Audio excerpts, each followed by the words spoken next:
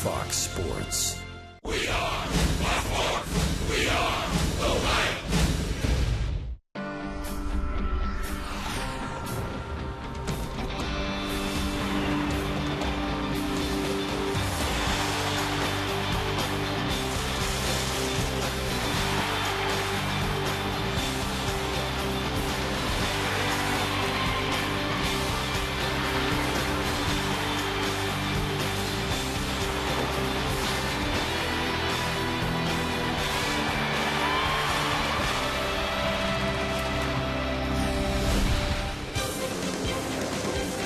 Picture-perfect weather night in downtown Cincinnati. We welcome you to Great American Ballpark. It's Game 3 of this 4-game series, even through the front two. Between the team with the best record in all of baseball, the Cincinnati Reds, as they host the San Diego Padres. And hi again, everybody, alongside Chris Welsh, I'm Tom Brenneman. Great to have you with us on Fox Sports Ohio. There's a lot going on. As you know, last night, Brandon Phillips, for the second time in the last 3 days, had to leave a game early. They called it cramping in Colorado, and apparently he had some issues with his calf in the game last night. Well, you're right about that. It's that knee down there, that knee area anyway, where, you know, it cramps up, you get tired, and this time of the year you see more and more of that if it's a muscular thing, and you hope it is, because if it is a muscular injury for Brandon Phillips where he just has some cramp, you see him pounding on it right there, it's going to ease up in a couple of days, you get your fluids back, you'll be just fine. I hope that Brandon Phillips will be fine, because if you look next to Joey Votto, Brandon Phillips is the most irreplaceable player on this ball club. Anybody who bats fourth and wins a Gold Glove for you is a guy that leaves a big gap when he's not around. All right, that's the first part of the story. Second part of the story, Devin Mesoraco suspended today by Major League Baseball for 3 games. But that's just the start of this chapter. Mesoraco in the home plate collision the other night, the opening game of the series, suffered a concussion. And this year in baseball, Chris, they allow for a 7-day trip to the disabled list. Well, this is what the situation was. Cameron Maidman right there went headlong right into Devin Mesoraco, and that jolt right there really set him for a loop. In fact, Maidman was wobbly after that. Mesoraco stayed in the ball game. In fact, he played about 8 innings last night before they took him out of the ball game. And Diner Navarro comes up from AAA. He's a switch hitting catcher that the Reds have had down in the minor leagues really as a backup plan just in case. Well, that just in case has finally come around. So Mesoraco will miss 7 days and then his suspension. And that's the way it looks right now. And by the way, just if you're wondering, when he does come back and is back on the active roster after 7 days on the DL, the Reds will play 1 player short. They'll play with a 24-man roster during those 3 games in which he was suspended today. When we come back, we're actually going to focus on the game here tonight. Kip Wells, a one-time Red, will start it against the longest tenured Red, Bronson Arroyo. We'll talk about that matchup in a moment.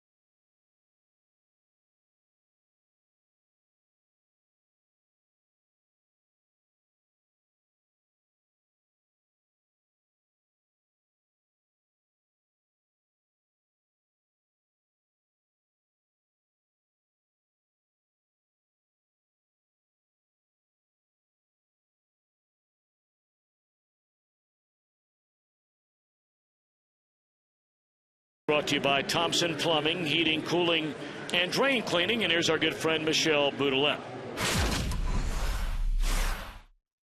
It'll be a hot night at the game, but temperatures will be right around 85 by the 7th inning stretch, so we'll cool down pretty quickly. Clear skies by the end of the game, dropping down to a temperature of 79 degrees. Another perfect night for a Reds win. All right, Michelle, thank you very much. Meanwhile, Bronson Arroyo, he saw these Padres earlier this year, went the distance, Chris, in a complete game. Well, you're not kidding about that time. Even though overall he's not been great against the Padres, just 5 up and 7 down, he was very, very good out there in Petco Park in San Diego. That was July the 6th when he did that. And, of course, right in the middle of that run when the Reds won 3 out of 4 against the Padres to really finish out that road trip, 11-game road trip, 6-5. And Arroyo, a big part of that. 20 starts under his belt already for Arroyo. Kip Wells will be making only his 7th start. He is, by the way, against the Reds, only 2 wins against 11 losses lifetime. He's pitched against them an awful lot as a member of a number of different ball clubs. We'll get into that later on. But I think it's pretty ripe hitting tonight coming up for the Reds. If Wells has been like he has been in the past against this Reds ball club. We officially turn the calendar. It is now the month of August. They call them the dog days. Well, for the Reds, every night a big night the rest of the way.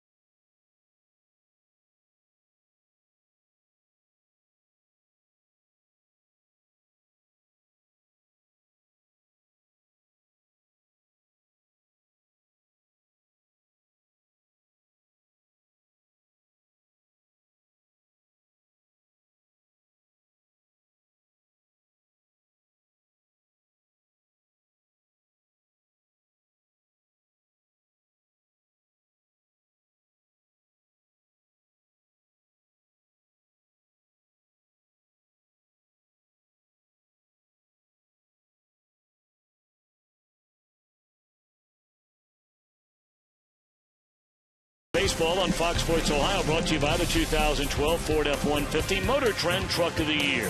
By Cincinnati USA, let us be your travel guide to Cincinnati. Visit CincinnatiUSA.com. And by Skyline Chili, game time is Skyline time. Stop by your favorite Skyline Chili tonight. Beautiful night along the banks of the Ohio. And at Great American Ballpark, Reds have taken the field for Game 3 of a 4-game set with the Padres in town. And Bud Black's starting lineup: Alexi Armarista at second base, Will Venable in right, Chase Headley at third, Yonder Alonso at first, Mark Kotsay to start in left, and John Baker catching. A latter third of Cameron Maben, Everett Cabrera, and Kip Wells. Bronson Arroyo looking for win number 7 tonight. Well, he got off to a great start. His last start, that was against the Colorado Rockies when Bronson retired the first 11 batters he faced in that ball game. Did not give up a run in 6 2/3, so you hope that he's able to pick up right where he left off. 91 degrees, ball 1, this one underway. Amarista, 268 batter in his 57 games since coming over from the Angels, and then brought up from the minor leagues, and he's ahead 2-0.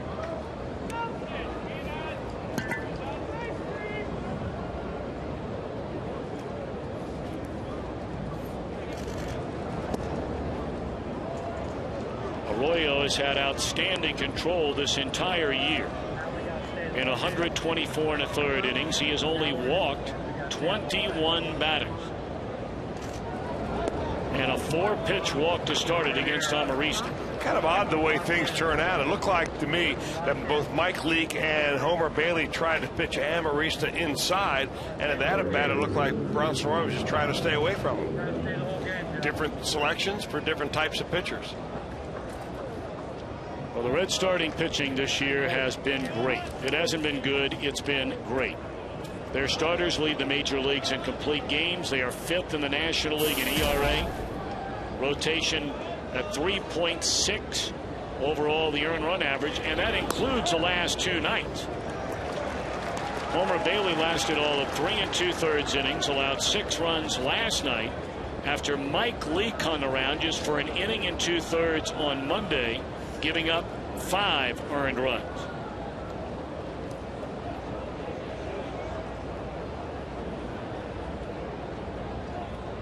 Oh, and 1 to Will Venable.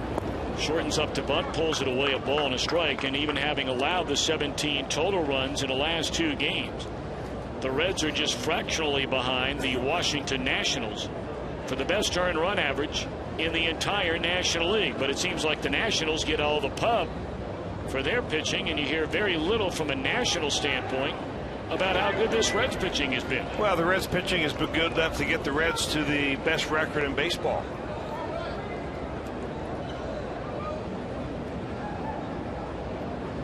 And that's all that matters at the end of the day. I mean, you're going to scoreboard, and that's really about the bottom line. Hit down to third base line and out of play. 1 and 2 on Venable. Now, the Reds got to feel very happy with the way they are in this 2-game series. I mean, after all, they gave up 17 runs in 2 games, and they won 1 of them. So when that kind of thing happens to your ball club, on a ball club that is really dependent upon defense and pitching all year long to win ball games, and you see where the Nationals are, where the Reds are in their team earned run averages, the Giants and the Dodgers are right there, and Pittsburgh, obviously you don't have a good record like the Pirates without a good earned run average. You win it with pitching, and there's the exact proof you need. Broken bat, fly ball, right center. Jay will run it down, 1 out. The Reds on defense presented by your Ford dealers. Bruce, Stubbs, Ludwig, right, center, left. Wilson Valdez replacing the injured Brandon Phillips at second base. Cozart back in there after a night off last night. And a battery of Arroyo and Ryan Hannigan. As far as Brandon Phillips is concerned, Chris, he said point blank, you won't see me for a while. There was talk before the game today that it might be 2 or 3 days. Well, one thing we certainly have learned among many things in regard to Brandon Phillips, he is a gamer. Had the hamstring injury earlier in the year. He played through a broken finger for a long time. I mean, he just wants to be in the lineup. There's no question about that. That's one of the first things you learn about Brandon Phillips. That, and he can flat out field.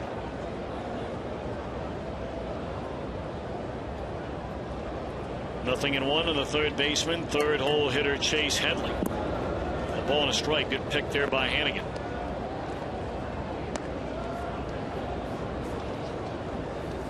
Reds had matched their season high with a win here last night. They're 21 games over the 500 mark.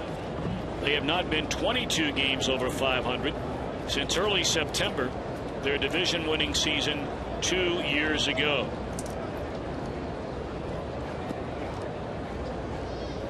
I wonder if Chase Headley is still chapped about that call on him that ended the ball game last night. Batting right-handed against Aroldis Chapman. Check swing. Called yes by the home plate umpire Alfonso Marquez. They never did go down to third base.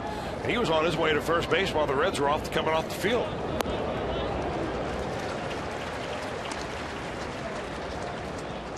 Overall, he gave a pretty impressive at bat, making it. The Padres did. I mean, but it just goes to show you how good Chapman is. You say, well, they had a great 3 at bats against Chapman. They actually put the ball in play. At least 2 of them did. And both of them were broken bats. That's raising the bar a little bit. Sure is. Pirates, by the way, won earlier today, taking care of the Cubs, so they lost the opener in rather ugly fashion like the Reds did here on Monday night, but came back to win last night and again today, 8-4 the final. So the Pirates will land in Cincinnati tonight. They'll have the off day here tomorrow while the Reds and the Padres are wrapping it up, and then the top two teams in the National League Central collide here on Friday night. Friday night, Saturday night, Sunday afternoon. Runner goes. Hannigan's throw to second is not going to be in time.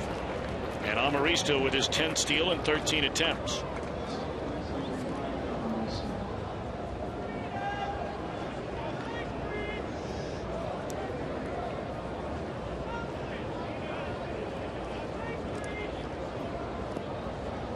Three and two now on Headley. And one walk here last night. He walked 4 times in the series opener Monday.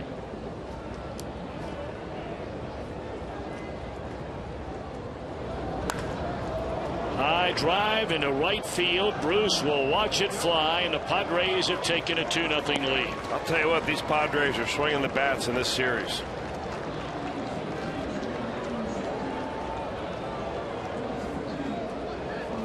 This is a whole lot better team than the Reds saw when they went through Houston, Oregon, Colorado. They're on the tail end of a very long road trip that started in San Francisco, then went all the way down to Miami and finishes off up here in Cincinnati. And they're making their most, at least the hitters are, of playing in a small ballpark like Great American. Little breaking ball, chip shot. Well, we brought it up last night. You go all the way back to 2003, and it doesn't matter what Padres team has come rolling into Cincinnati. They have averaged over 6 runs per game. They average 4 per game in every other ballpark in the league on average. 1-1 to left-handed batting and former #1 Reds pick Yonder Alonso.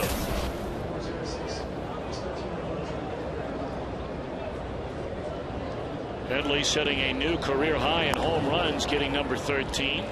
There's a roller. Nice play by Frazier. And feeds Arroyo at the back. 2 out. A really nice play by Todd Frazier. I mean, it's easy to overlook that. Just write it down in your scorebook. 3-1. But when you're running away from first base like that and having to hit a guy on the run kind of going away from you. Now, granted, Arroyo is a very athletic pitcher, but that ball is right on the money by Frazier. You know, when you practice PFP in spring training and then throughout the year, you don't make plays that tough. You hit them right at the first baseman, and he underhands him over there to get the timing. You don't practice that good one. That's a tough play. Swinging a foul ball back out of play by Mark Kotsay, making his first start of the series.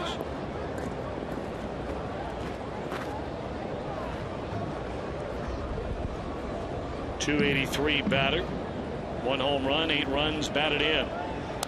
There's a lot of talk about the possibility of Kotsay being a target of the Reds to try and find a left-handed bat off of their bench.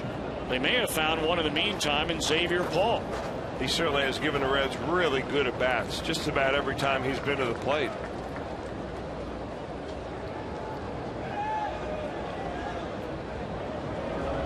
In fact, the only easy out that Xavier Paul made was the first time he stepped to the plate as a Red.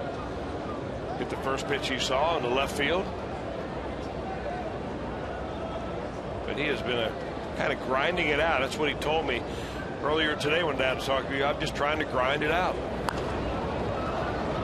Weak fly ball, shallow left center, and Stubbs will cover the ground to track it, but damage done. A leadoff walk. 2 batters later, a 2-run home run from Chase Headley.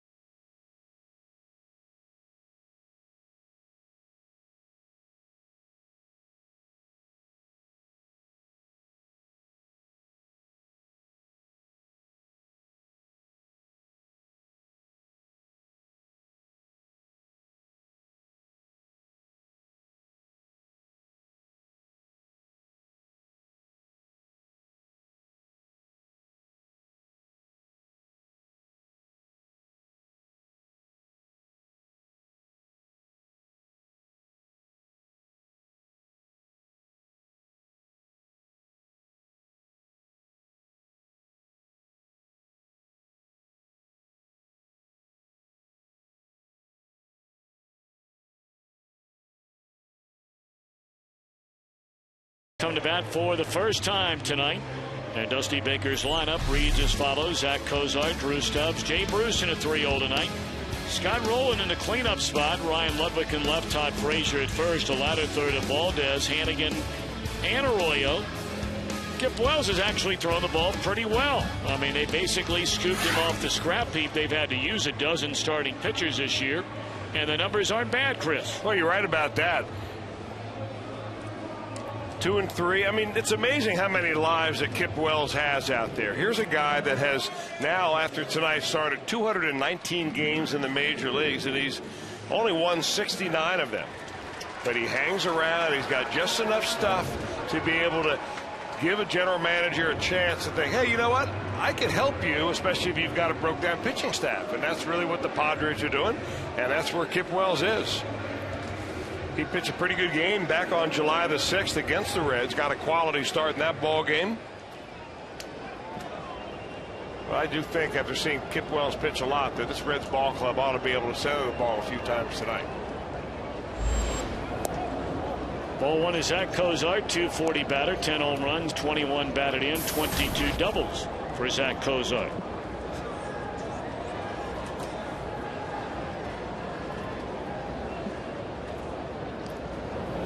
And that one is launched into left center field, and the Truckers are blowing their horn. That's a long one by Cozart.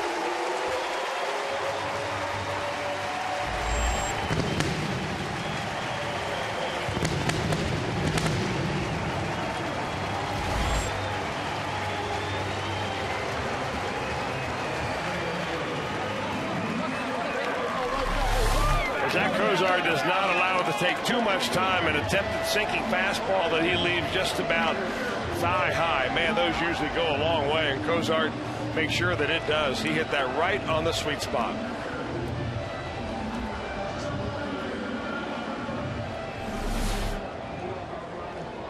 Third time Cozart has led off a game with a home run in his very short career. We saw among all National League rookies, Cozart, 11 home runs, running neck and neck right there with his buddy Todd Frazier. It's interesting to know that Cozart led off the game against Kip Wells out in San Diego with a home run.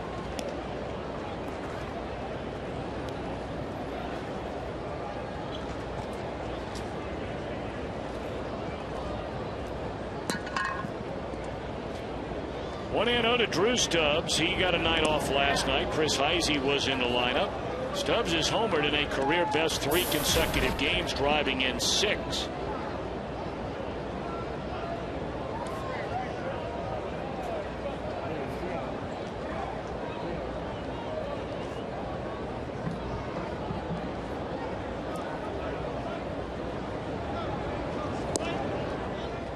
And there's a 4-pitch walk to Drew Stubbs.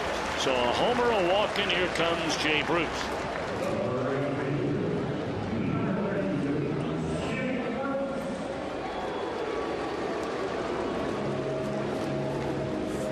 But then it seemed like you see that a lot. After a home run, a guy, the next batter oftentimes takes a walk. Pitcher just a little bit tentative about maybe giving it up back to back. Good spot right here for Jay Bruce, because you walk a guy, you want to get ahead of the next hitter. Be ready to swing the bat here. Nowhere near the strike zone. Jay, a .246 batter, has 21 home runs and 63 runs batted in. He's had a nice first couple of games of this series. Not only 3 out of 6, but Bruce has also walked 3 times. San Diego on defense, presented by your Ford dealers. Maven flanked by Kotsay and Venables. Same infield we've seen both games of the series. And John Baker replacing the injured and now DL'd Yasmani Grandal.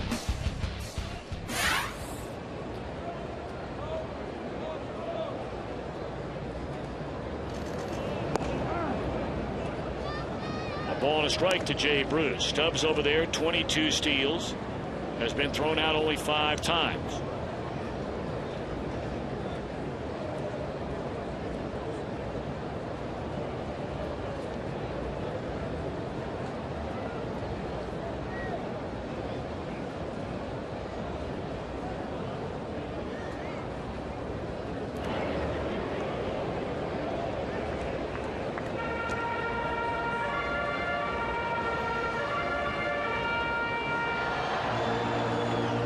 told you the Pirates won already today in Chicago, and coming up a little bit later tonight, it'll be game 2 of the series between the Cardinals and Colorado. St. Louis winning the opener of that series last night. 1-2 to Bruce.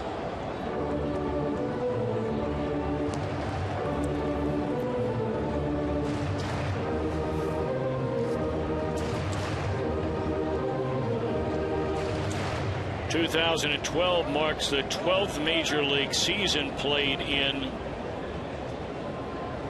by Kip Wells.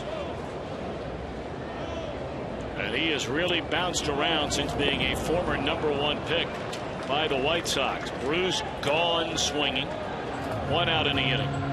Came up originally with the White Sox in '99. Was there for 3 years. Pirates for 5 years.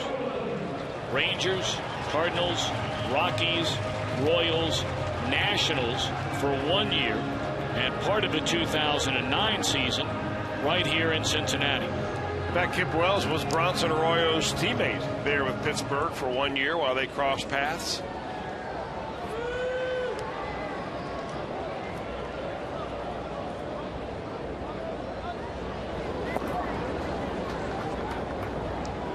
Scott Rowland, the batting average on the climb. I mean, it's not where he wants it to be, but it's up to 225. You may remember when he first came back off the disabled list, that batting average started with a 1. Rowland, a .317 batter over the last 12 games in which he has played.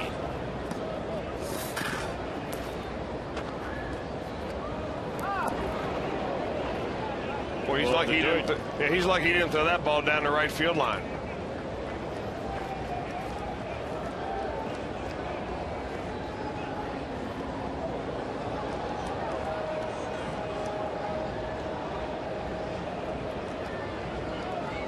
Umpire there nearly got hit right in the face mask. When that throw was in the dirt, Rowland requested a new baseball.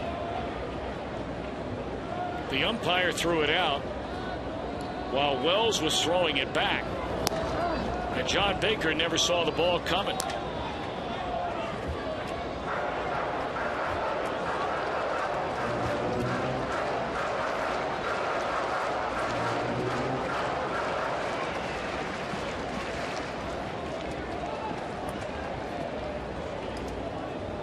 One on Rowland. Stubbs a tying run at first. There he goes. Pitch taken. Didn't look like he got a very good jump, and he is easily thrown out. You could tell as soon as he broke for second base, it was not the typical Drew Stubbs jump. It actually looked like he may have slipped with his right foot as he tried to push off right there. Nonetheless, that's a beautiful throw by John Baker.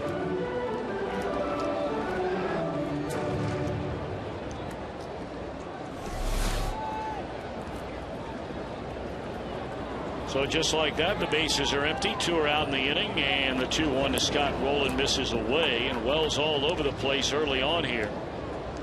I'm sure he would consider himself fortunate if he gets out of their first inning with only 1 run allowed.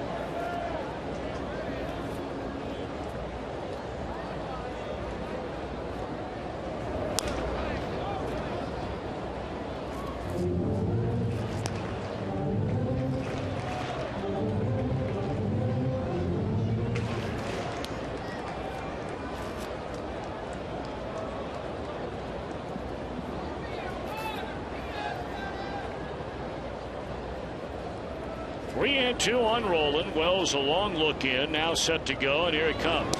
He walked in, second walk of the inning given up by the San Diego right-hander, and that'll give Ryan Ludwig a chance here in the first inning. Ludwig again a monster at the plate here last night. RBI single in the first, 3-run home run in the 5-run third inning. He walked later in the game. The only time he made an out, he hit a rocket right at the center fielder Cameron Maven. And my, oh my, has Ryan Ludwig stepped up there since Joey Votto went down 2 weeks ago. In 14 games, a .355 batter. In the 14 games, he's knocked in 16 runs. Ball 1.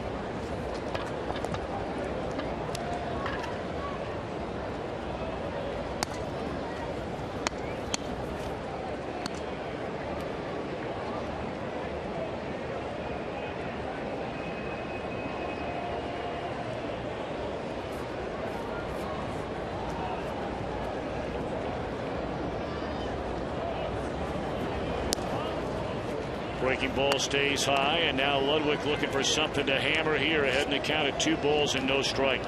Kip Wells actually throws 5 different pitches. He adds the typical 4: fastball, slider, curveball, change, and he's come up and begun to throw a cutter a little bit more this year and last year.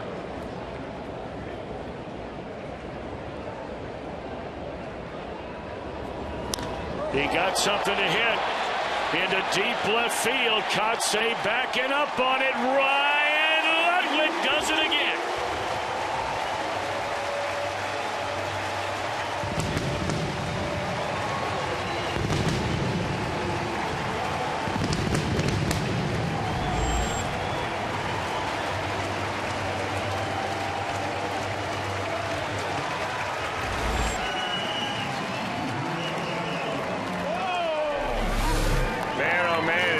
Mistake pitch in the zone right now to Ryan Ludwig.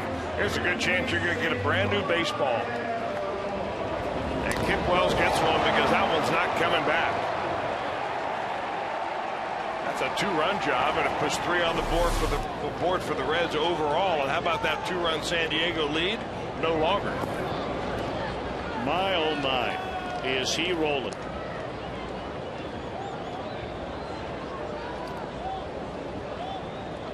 14 games and 1 at bat, has knocked in 18 runs.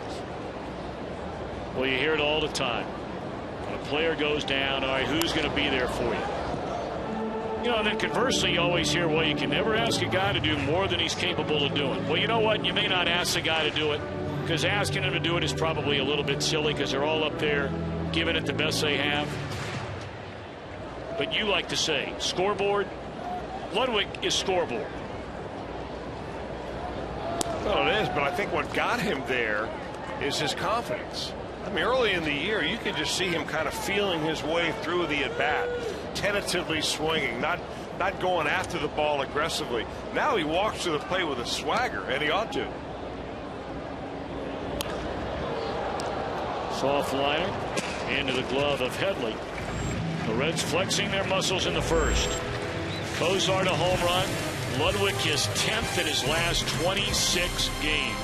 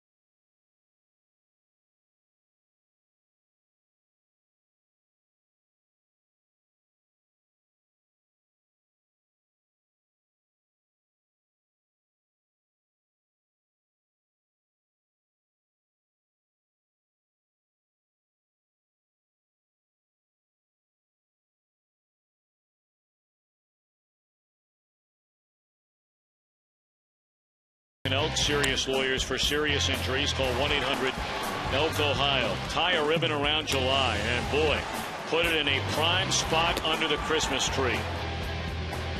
The highest victory total in the month of July since 1976. The 19 wins tied the Athletics for most in the major leagues. Offense, pitching, slugging, top 6 in virtually every category. What a month. What a month. Staff ERA of 3.03. That was the lowest for any July for a Reds team going back to 1988. And that included the last 2 days where they gave up 17 runs.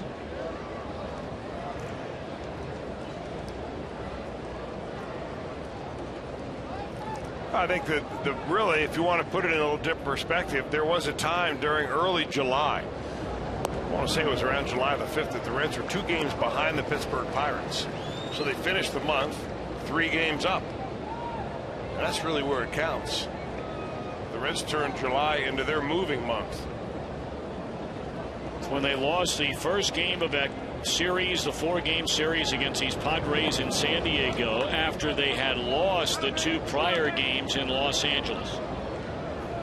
And everybody started going, oh, the West Coast. Oh, well, they won in San Diego the last 3 leading up to the break. And they have been better than they have been in many years since then, including that 10-game win streak. 1 out to begin the 2nd inning. Ground ball by John Baker to Zach Cozart, and here comes Cameron Maybin. Well, the Reds defense has really adjusted on John Baker. Last night he had a couple of hits right up through the middle, really just to the left of second base and then right up the middle. That time Zach Cozart was playing him right up the box, and there he was when he hit that hard ball that looked like it would normally be a base hit.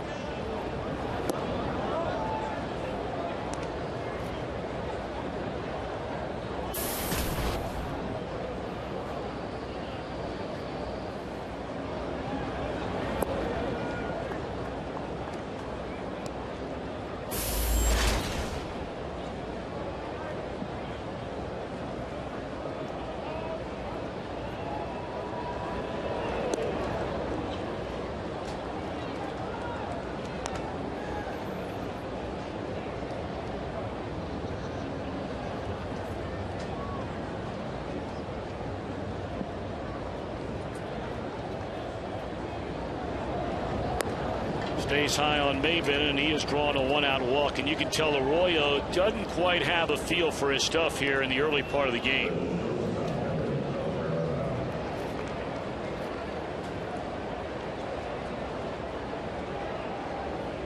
Yeah, very unlike him to have a couple of walks in the first 2 innings.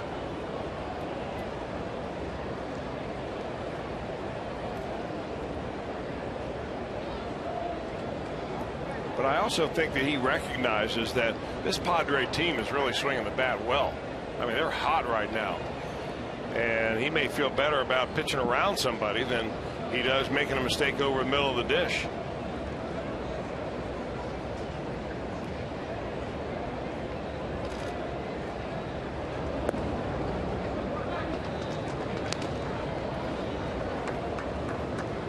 What we brought up earlier, Arroyo's control this year has just been sensational. Only 2 better in walks per 9 innings, Joe Blanton and Kyle Loesch. See, that Wade Miley's having a nice rookie year for Arizona. Seems like more and more categories that tend to pop up. And we got to look at him. He beat the Reds the first game of that series when the Diamondbacks were here. Tell you what, the Diamondbacks are right back in that thing in the National League West. Today they finished off a 3-game sweep of the Dodgers in Los Angeles. The final count today of 4-0. But depending on what the Giants do later tonight, Arizona could be within 2.5 games of a division lead.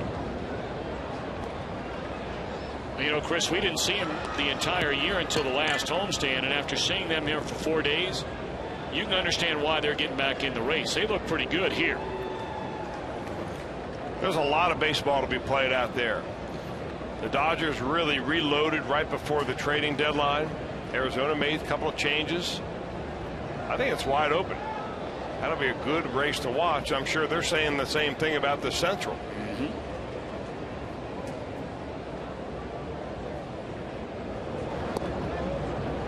2-2 on Everett Cabrera, the San Diego shortstop. .237 batter for this switch hitter.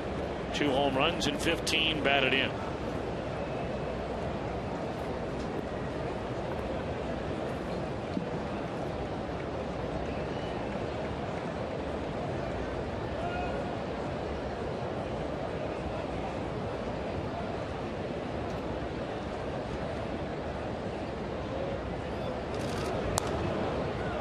Off out of play. 2-2 now to Cabrera remains.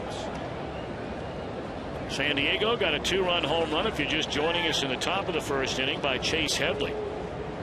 Reds got a leadoff home run by Zach Kozar, a 2-out walk to Scott Rowland, and a 2-run home run by Ryan Ludwig to put him in front 3-2. Maven over at first, 1 away. We're in the second.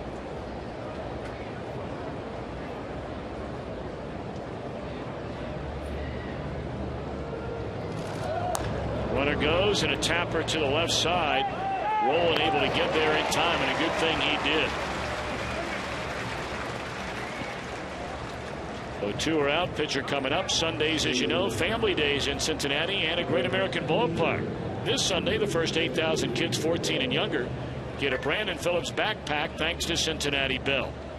And you get that Reach Magazine Dynamic Deal. For only $20, you get a view-level ticket plus $10 in concession credit. There are tickets available Sunday and Friday night of the Pirate Series. Saturday's game sold out. That'd be hard to believe if the top 2 teams in the Central go toe-to-toe here this weekend. The weather's supposed to be very nice, and I would imagine we're going to have huge crowds. But we understand seats are available, so jump on board right now at Reds.com.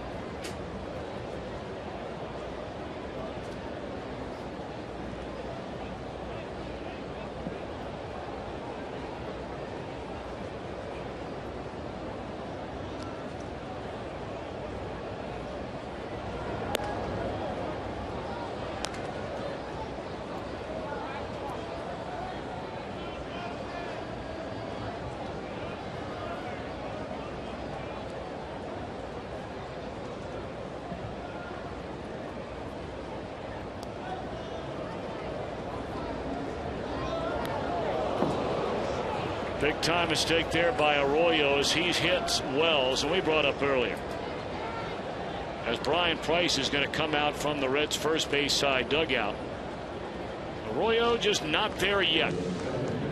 Yeah, but it's one of those nights that even if you're not there, that's just a breaking ball that just doesn't break at all. No malice intended, obviously. But if you're Brian Price and Bronson Arroyo, you know what the challenge is tonight. You've just had 2 games in which your starters did not go very deep into the game at all. You've used up your bullpen. Yes, you do have a new arm coming in tonight in Jonathan Broxton, but still in all, this bullpen has been quite stressed. So you got to figure out a way to gut this thing out. It could be a night where you don't have your stuff, meaning maybe you don't have your command of your breaking ball, maybe you don't have your command of your fastball, maybe you reach back, you don't think your fastball's there. But of all the pitchers on this staff, to be able to make something up as he goes along, Arroyo's probably got the best chance of that. And that's what you've got to depend on him to do.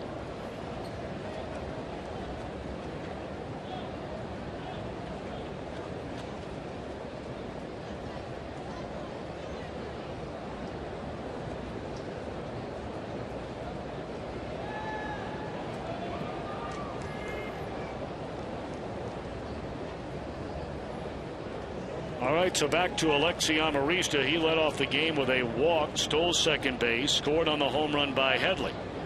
Maven a tying run out at second. The go-ahead run is Wells at first. Breaking ball is in there at the belt of strike.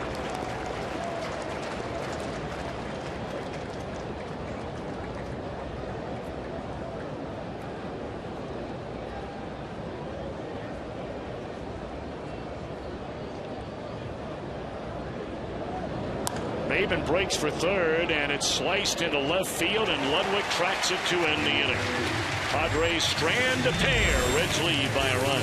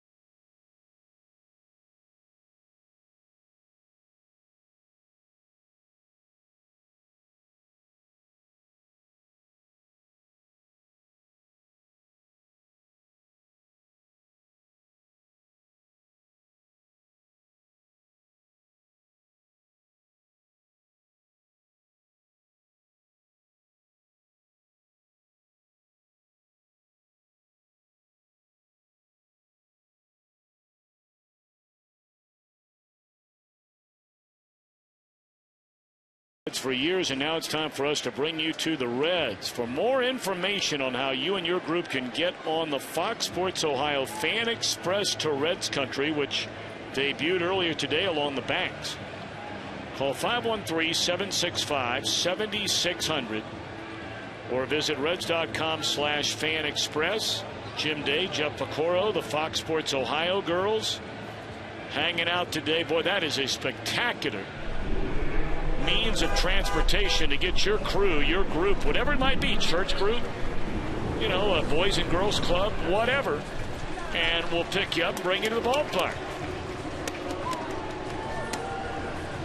That is pretty cool. I waited around all day long, right out there at the end of the driveway. For them to pick you up? Yeah.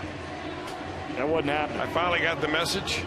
By that time, it was too late. Got stuck in traffic. Maybe they just lost my address.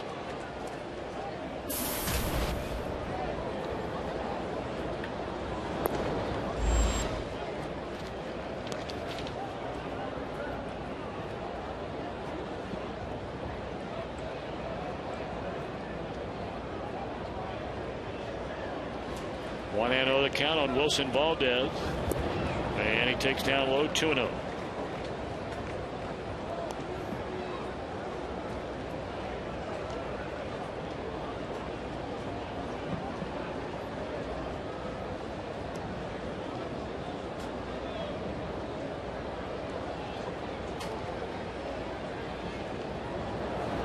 We talked about Arroyo and his control issues, which of course he is not known for. Wells has been known to struggle with his command during his major league career. We're seeing certainly a lot of signs of that early on tonight. He's already walked 2 batters. He's fallen behind Valdez to begin this second inning, 3-0. Well, even though his earned run average is pretty good for the Padres this year, he's walked a batter just about every other inning.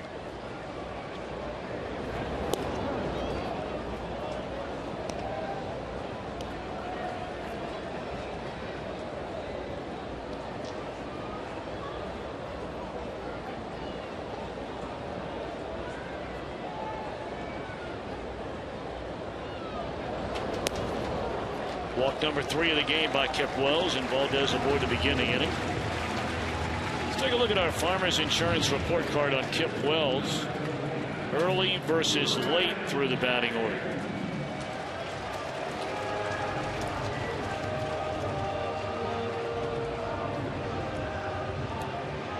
Clearly he's been pretty good the first time through in just his 6th start so far this year, but here in start number 7, it has not been an easy time through the first 7 batters, and now the 8th hitter against him will be Ryan Hannigan. 5 of the first 7 have reached base.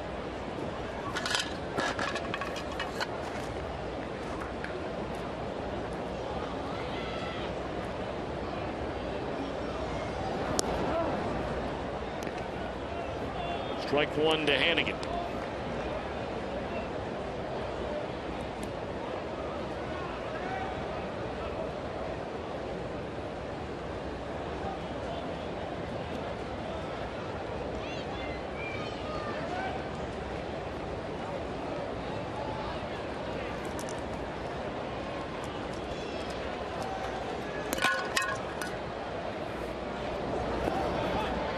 Pitch in the dirt, and a great read by Valdez.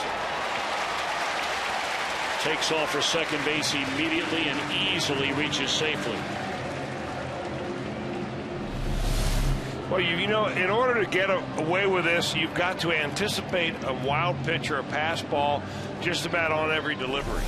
Because if you're waiting out there flat-footed to see the ball finally squared away from the catcher, by then oftentimes it's too late.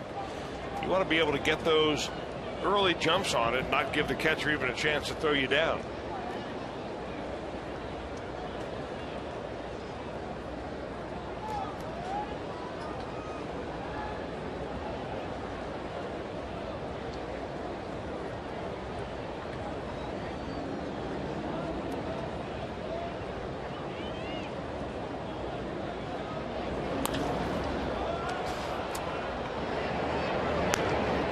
Bouncer down to third will not advance the runner any further. 1 out in the inning, and here comes Bronson Arroyo.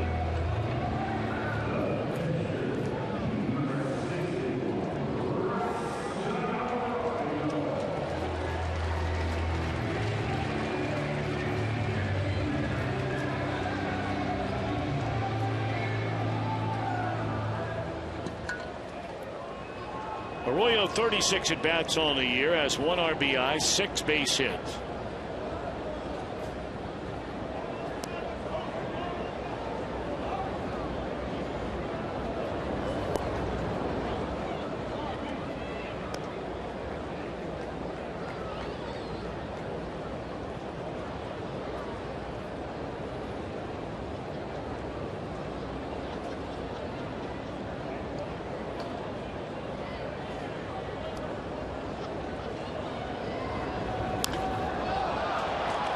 Fly ball into left field. And staying put is second base is Valdez. Well, there's no reason to try to push it to third. However, if you're able to get that runner to third base with nobody out, that fly ball right there would have given Bronson Arroyo another run. And himself a run batted in. Well, I told you Wells has made 2 starts against the Reds this season, and both starts Zach Cozart has led off the game with a home run in his half of the first inning. Top of the first there, bottom one tonight.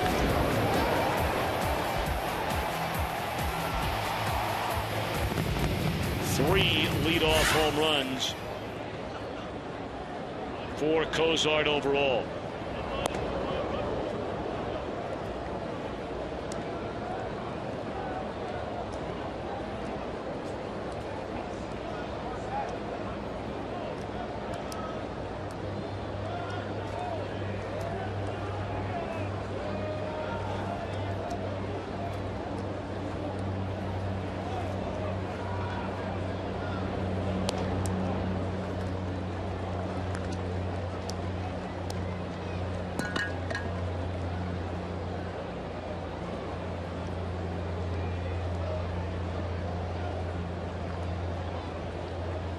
Two and 0 to Cozart, looking for a fastball here to try and get Wilson Valdez in with the Reds' 4th run of the night. He's out in scoring position.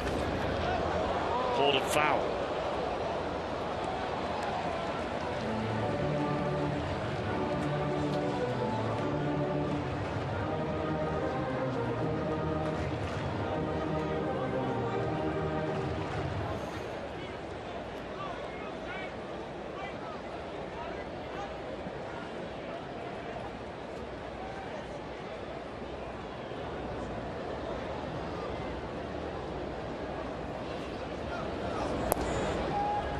Fastball low, 3 balls and a strike now on Zach Cozart.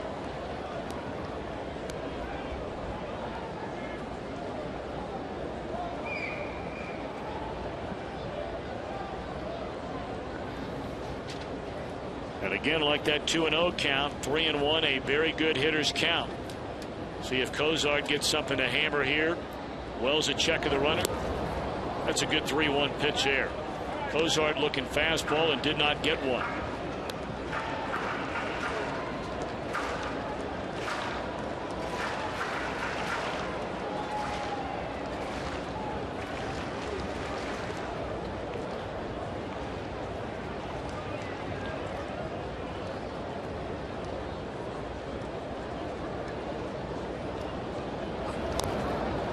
Came back with another breaking ball down and away. Got him to swing and miss 3-1, so he threw it 3-2. Well, you know, he's got a curve and a slider. Of course, the slider's harder. He'll throw that anywhere from 79 to 82 miles an hour. His curveball's down in the mid-70s.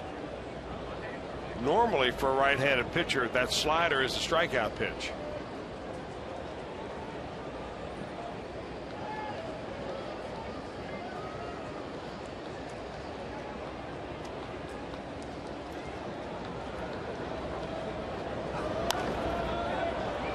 Popped up in the foul ground, and this will end the inning. So the Reds have a runner at second with nobody out, and he doesn't move through the next 3 hitters. Reds have a 1-run lead. We move to the 3rd.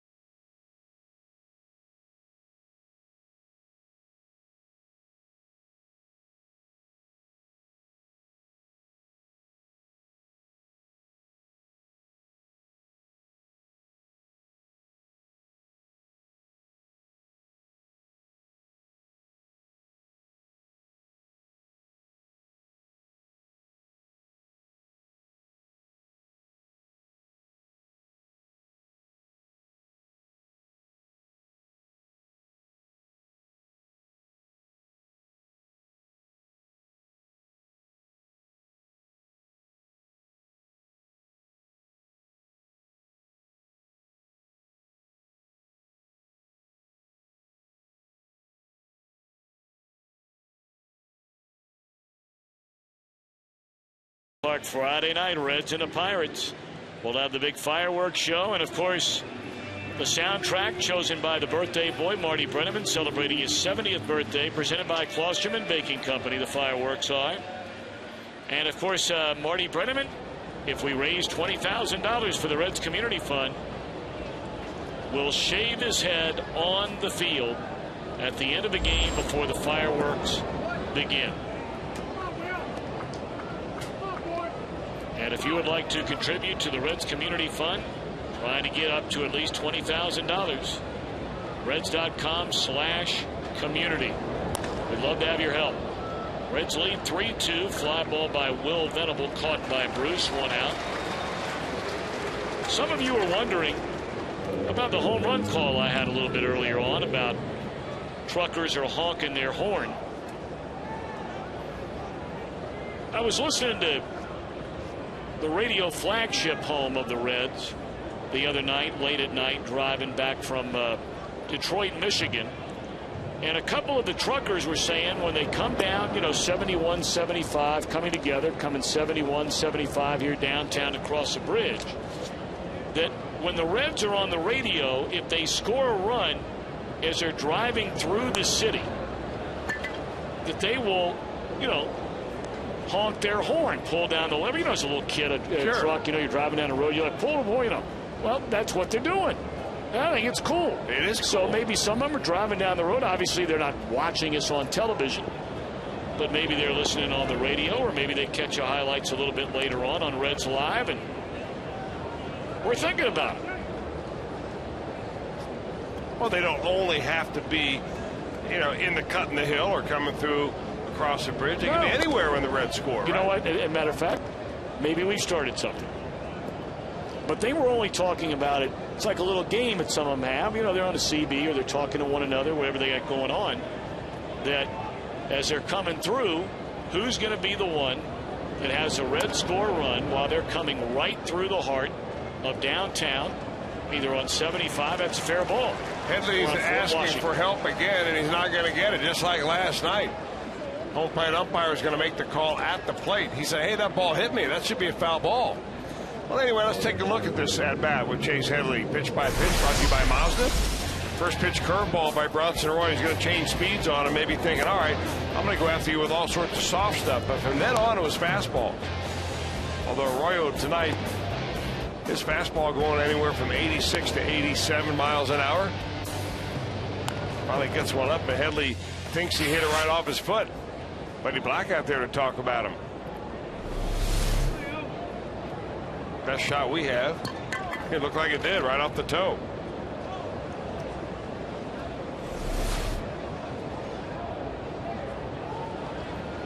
Two around the inning for Yonder Alonso. He bounced out to the first baseman Frazier his first time up. Headley wandering the dugout on the third base side, hoping for a sympathetic ear somewhere.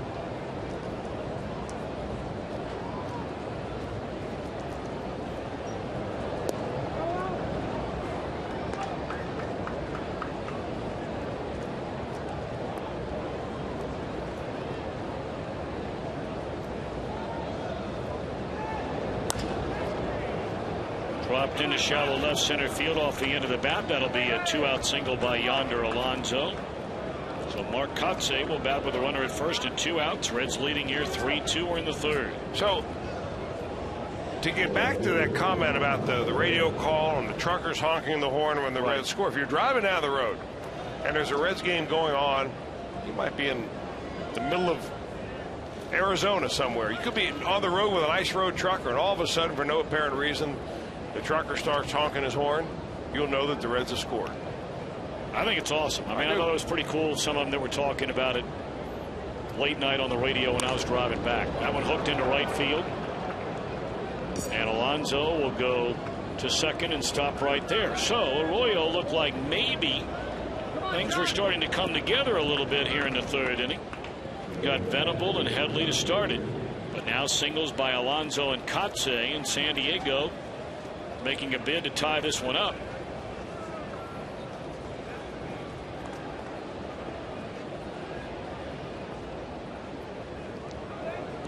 Baker hit the ball very hard, back up through the middle his first time up, but the Reds had him played that way, and Cozart easily gobbled it up and threw him out. Same defensive alignment here.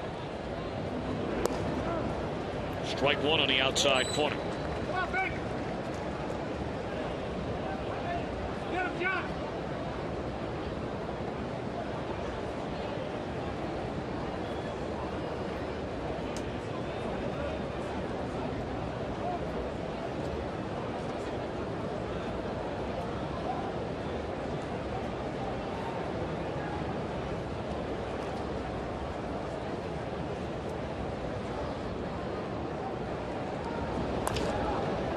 This should in the inning. Down on one knee to make sure is Valdez, and that's that. Padres strand two more back to back. They've left four. Reds lead by a run.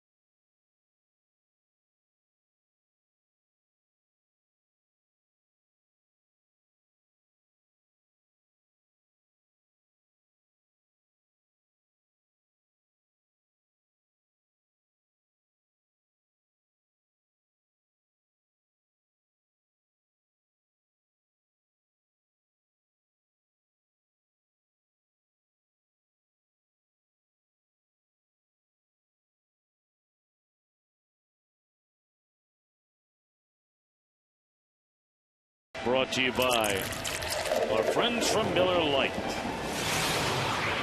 You know the drill by now. For Red hits a Toyota sign out in right center during our game tonight. Tammy Jordan out in Amelia. I was out there today.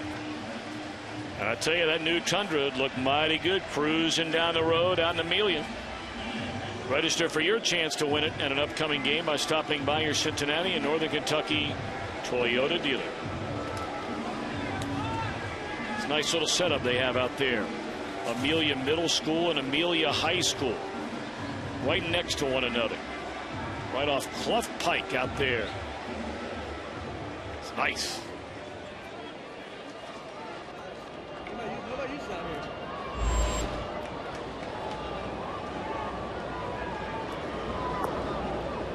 Although whoever that lady was that blew her horn at me, and I must have been about a quarter of a mile away from her running down the road. I mean, lighten up a little. Were you running after her? No, I was out for a run, jogging down the road, county road, middle of nowhere. Not middle of nowhere. Amelia's gotten bigger and bigger as the years have gone by. I mean, this lady all of a sudden, you know, I mean, I cross, there's only 2 lights out there. She's a quarter of a mile laying on her horn. Well, maybe she was listening to a Reds replay. There may be truth. She heard that home run hit by Brandon Phillips last night. Just laid on the horn, and you think it had something to do with you? Man, give me a dirty look and just like, it's a beautiful morning in the country. Maybe she's urging you to pick up the pace a little bit. There would be a lot of truth to that. Trying to survive at that point. At least you're out there doing it. Hey, you know, speaking of hogging the horn, didn't it used to be, and my good buddy the Skeeter just texted me, and he said, and he reminded me, and it's true, that truckers used to blow their horns as they used to drive by on I-75 by Crosley Field for no apparent reason. I did not know that, but I mean, it would make perfect sense. It opened up right there to 75, right? Yeah. Well, maybe that's where that whole conversation started that night. I wasn't around for the beginning of it. 3-2 delivery. Strike 3 called. Stubbs disagreed. Crew walked his first time up. Second strikeout of the game for Kip Wells.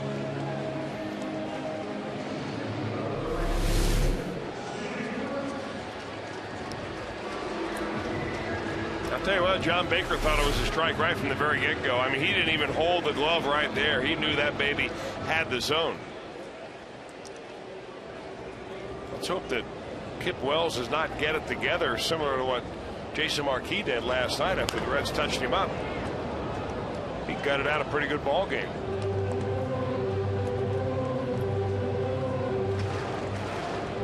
Had Wells on the ropes. 2 walks, 2 home runs in the first inning. Walked the leadoff hitter in the second. Unable to even get him around. Bruce struck out his first time up. Fastball high and in. 1 ball and 1 strike. Scott Rowland on deck. Reds with a 1-run lead batting in the third.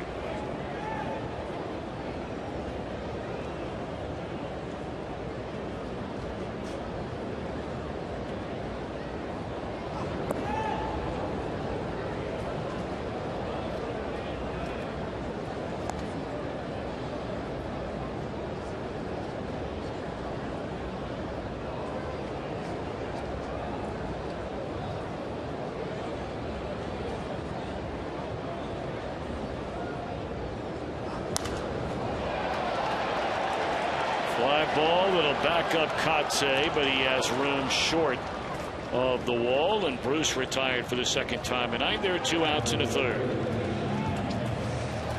Beautiful look at Great American Ballpark. Humidity is much lower than we had, a week and a half ago. It's been hot. Temperatures have been in the low 90s, but it's not that sticky heat that hung around for about a week. Similar like day we're expecting here tomorrow. It'll be a 12:35 game to wrap up this 4-game series. Reds have their main man towing the rubber tomorrow. That'll be Johnny Cueto against a former Pirate, among others, right-hander Ross Ohlendorf.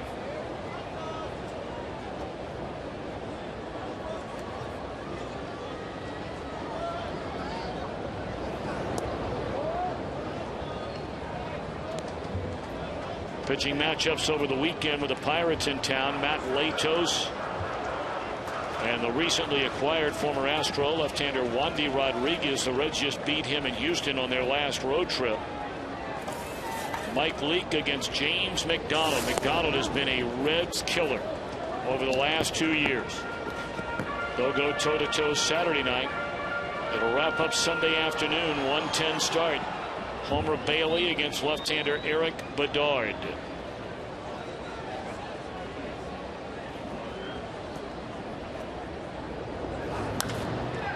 High fly ball into right field. And Venable at the wall makes a catch to end the inning. Reds gone in order. First perfect inning for either team tonight.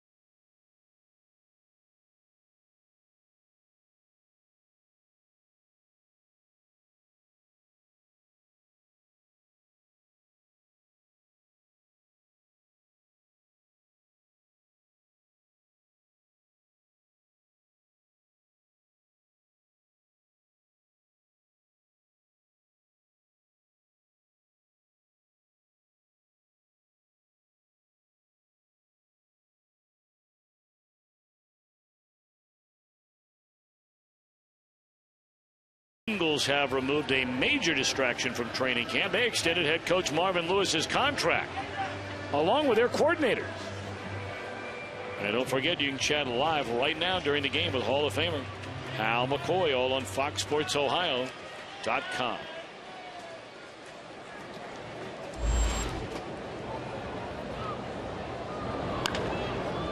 First pitch swinging, Cameron Maben right at Scott Wohler. We understand that Jonathan Broxton has just arrived. Saying hello to Juan Porky Lopez, the Reds bullpen coach. Broxton, a big man. One large human being right there. They've got him listed 6'4", 300. He probably showed up in a bullpen. They said, oh, Bengals training camp is next door. You might be right. Broxton, a native of Augusta, Georgia. Understand he went back down there after the trade and get his family all together. Try to figure out, where they're going to settle in here in Cincinnati. That's the real life part of being a Major League Baseball player. Obviously, you have a lot of help. And these guys are making unbelievable money. I mean, we know all that, but when all of a sudden your wife and your family are hanging out in Kansas City during an entire baseball season and you find out you've been traded, more times than not, it's the wife that's left back there to pack everything up, and more times than not, get the kids in a car and then drive to wherever it is you're going to next. Ground ball down to first, and they're 2 away in the inning. Tell you what, when your dad finds out that he's from Augusta, Georgia, he'll be working that Augusta connection real hard for a little golf down there. I wonder.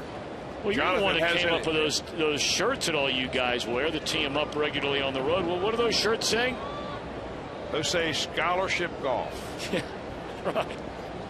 I'm wondering if Jonathan has a little juice down there. What do you think? Well, I mean, I think his chances would be pretty good. Strike one to Kip Wells. Well, we're not afraid to ask.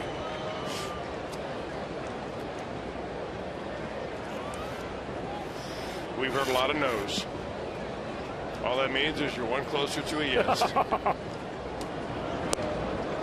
0-2 to Wells.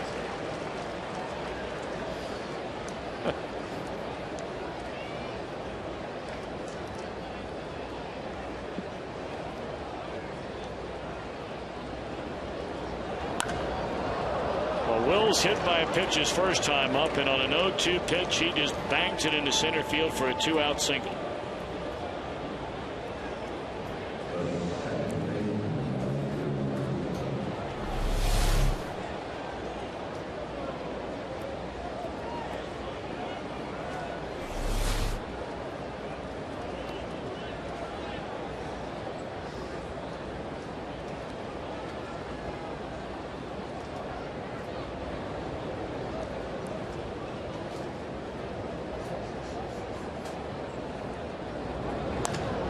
Shot into left field, and this is a replay of the last inning. Arroyo in the third retired Venable and Headley before hits consecutively came from Alonso and Kotze. Got out of the inning, inducing the ground ball from John Baker. Well, these are the kind of innings that when you go back and you talk about pitch counts and so on, well, Bronson Arroyo's now at 62. So here he is in the fourth inning. Not all that bad, really. But a lot of his pitches have been under stress, meaning there have been runners on base. He's had to check the runners. With runners on in this ballpark, you're even more concerned about leaving a ball out over the plate. It's the kind of ball game that wears you out quicker than later. Padres got a 2-run home run by Chase Headley in the first inning. In the second, Maben walked. Wells hit by a pitch. They stranded 2. 2 hits in the third, left 2 more. Consecutive hits here in the fourth. Can Arroyo get out of it once again? 1-0 on Will Venable. Fastball on the outside corner, a good one, even the count.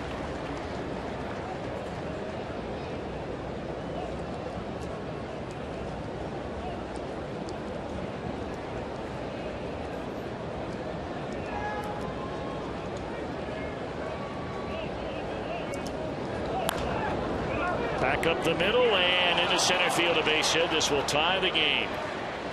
Three consecutive hits, beginning with the pitcher Kip Wells, and it's a 3-3 ball game. Well, beginning with the pitcher Kip Wells on an 0-2 count. I mean, you're one pitch away from having the first 1-2-3 inning of the ball game, and all of a sudden now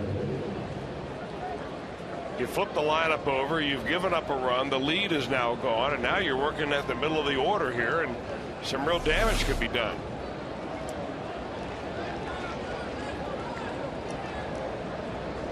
We talked about before this series began the San Diego Padres. To give them credit, they are playing the best baseball they have played this entire season.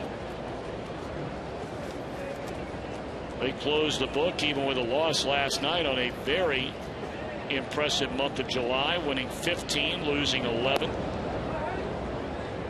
That's their first winning month of this season and their first winning month overall since August of 2010. They went all of last year without a winning month.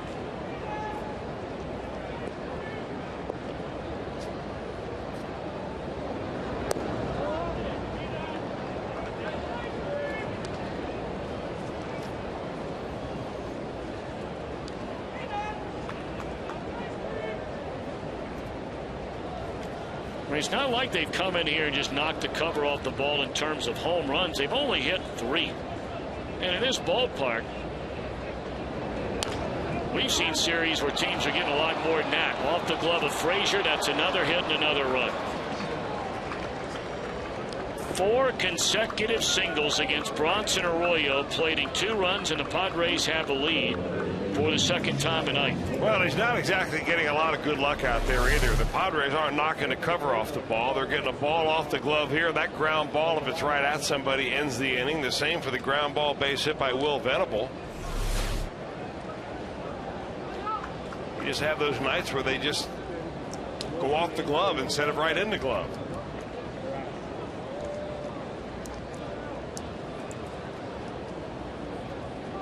"21 runs now for the San Diego Padres in 2 1/3 games of this series.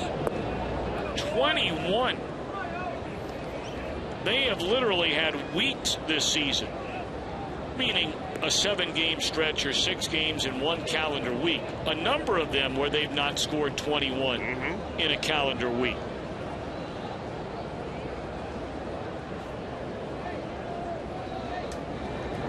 Runner takes off for third, and Yonder Alonso fouls it off. I think that was kind of an odd play, because you saw as that pitch was being delivered, Ryan Hannigan jumping up behind home plate. Almost like it was a pitch out. Or maybe he just saw the runner going and he was getting up on his haunches. He came very close to getting out of the catcher's box right there. Having a catcher's balk.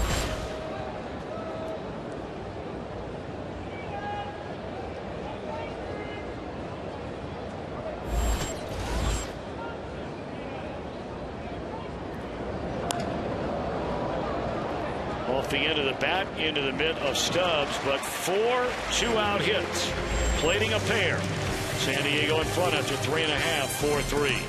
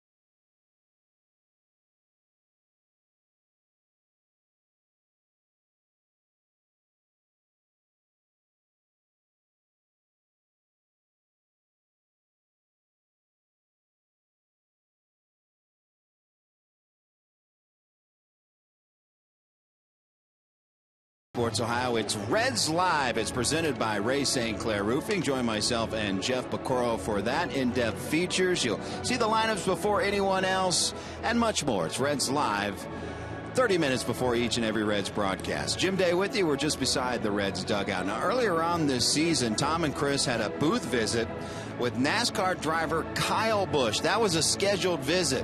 Well, today, an unscheduled visit from his brother, Kurt Busch, also a NASCAR driver, a former NASCAR Series champion. Now, the connection is as Ryan Ludwig steps into bat, he was went to high school with Ryan Ludwig. The two have remained friends over the years.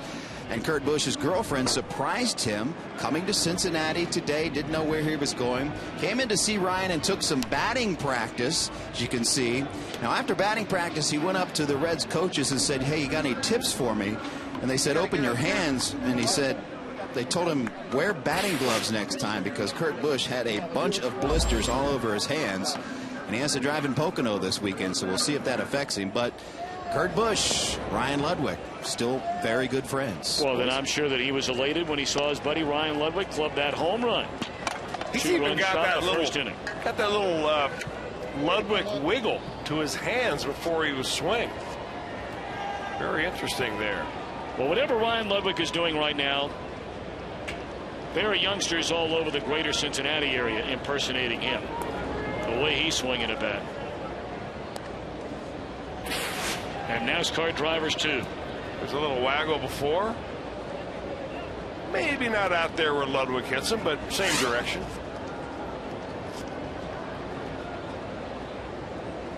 What if you put Kurt Busch in that Fox Sports Ohio bus? That'd be awesome. Put him behind a Fan Express. Put him behind a Fan Express. See what he could do in that. That'd be fun. It would be. See if we can have him come get you tomorrow at your house. I'm all in. We're not doing a game on television tomorrow. They can pick us up. Come on down to the yard. Root on the Redlegs against the Padres here at 12:35 mañana. Absolutely.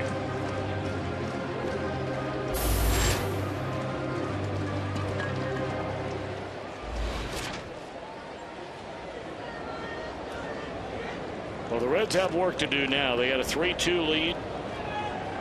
Padres get 2 runs in the top of this 4th inning, and Ludwig a 2-2 count. Ball 3. Wells coming off a 1-2-3 3rd inning. Allowed the 3 runs in the first, coming on a pair of home runs, a solo shot by Cozart. And after a 2-out walk to Roland, Ludwig a home run to left. Walked the leadoff man in the second. Valdez got to second with nobody out and never moved. And it's in the air again. Backing up is Kotze at the wall and has enough room. You knew it wasn't automatic when it left the bat, but not enough on it this time.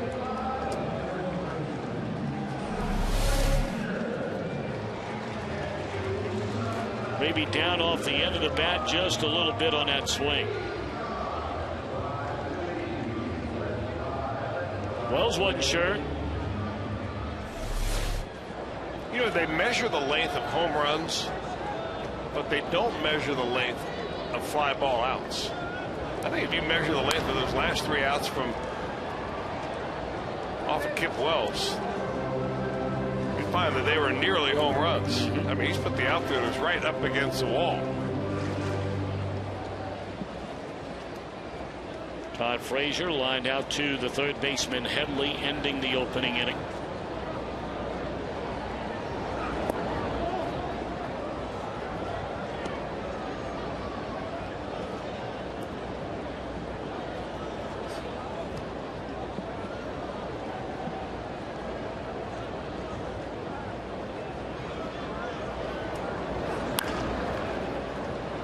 To Hopper at Cabrera. 2 out.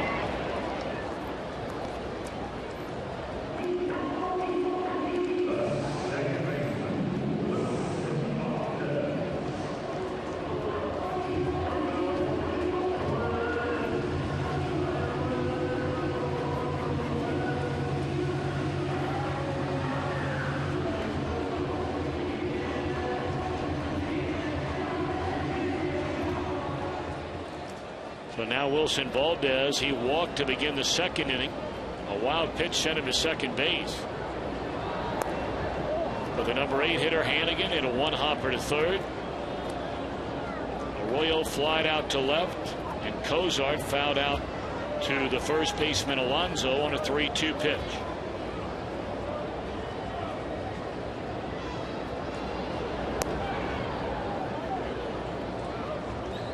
I want to thank our friends at Penn Station, East Coast Subs, for taking care of our crew as they do from time to time, and such good folks that take care of our guys. And I'll tell you what, there were none left every time they bring those subs up here. So we thank you, folks. Good people over there at Penn Station. No doubt about it. Good grub. Real good.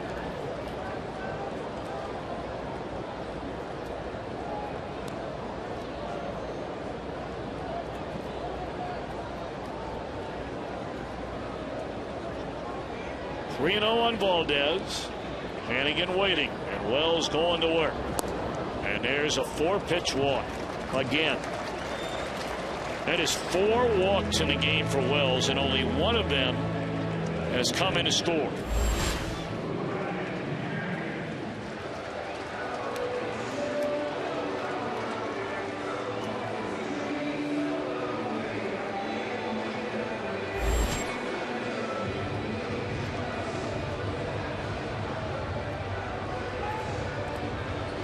Wells waiting and waiting and waiting for Hannigan to finally get in the box. Still not in there, and now he is.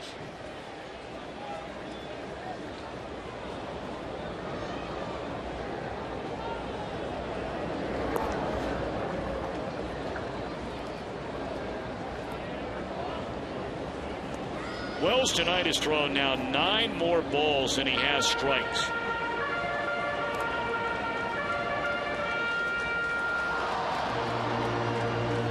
And yet he has a 1-run advantage here in the last of the 4th inning.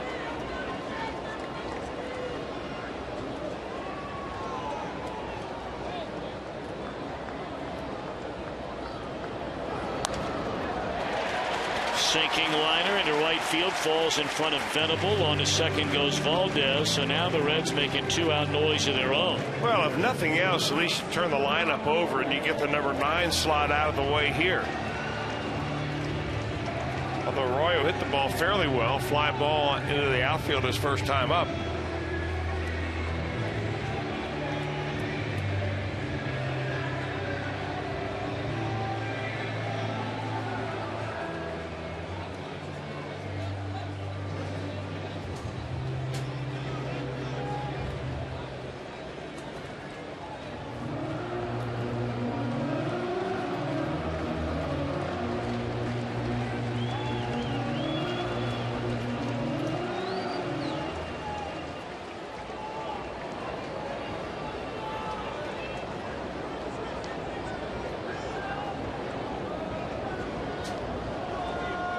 So now Arroyo trying to do what Wells has done, and that's get aboard. Wells has done it twice. Been hit by a pitch, and his last time up came to the plate with 2 outs, nobody on in the 4th inning. Fell behind in the count 0-2, and then whacked the single into center field. The first of 4 consecutive San Diego hits. Boy, he's awfully close to the plate, don't you think? I mean, he's right on the line that marks the inside part of the batter's box. His elbows look like they're almost in the strike zone. That's the Barry Bonds approach to hitting. Bonds used to believe that there were 3 pitching lanes, outside, down the middle, and outside. And Bonds would stand right up on top of the dish and take that inside lane away, so that the outside lane was really down the middle, and the middle lane was inside.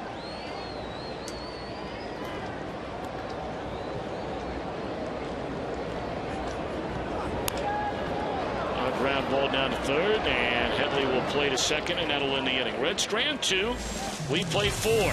San Diego leads by 1.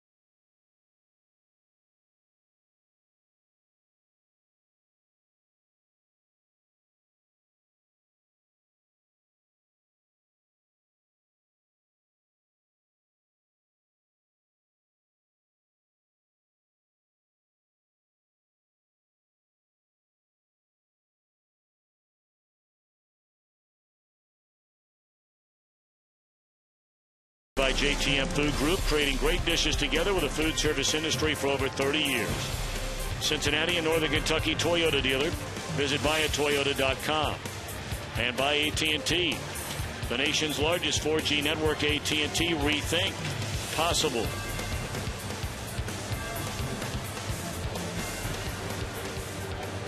Reds Hall of Fame and Museum right next door to the ballpark. What a spectacular venue that is. And inside a Great American Ballpark, lights turned on this lovely summer night in downtown Cincinnati. Reds on the short end of a 4-3 game. We're set to begin the fifth. 4 runs, 7 hits, 6 men left on base for San Diego. Reds 3 runs, only 3 hits against Kip Wells, who has walked 4. And they've left 3 men on base. Wilson Valdez is out of the game.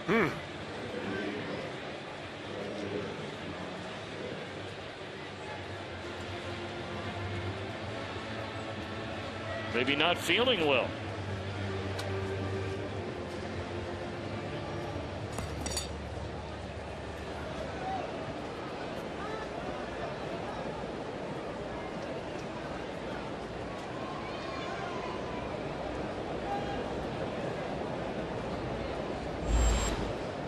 Mark Kotsay, John Baker, and then Cameron Maben against Bronson Arroyo here in inning number 5.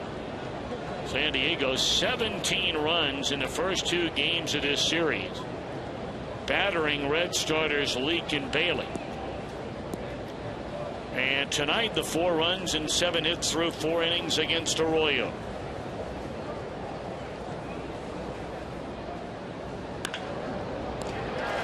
One out.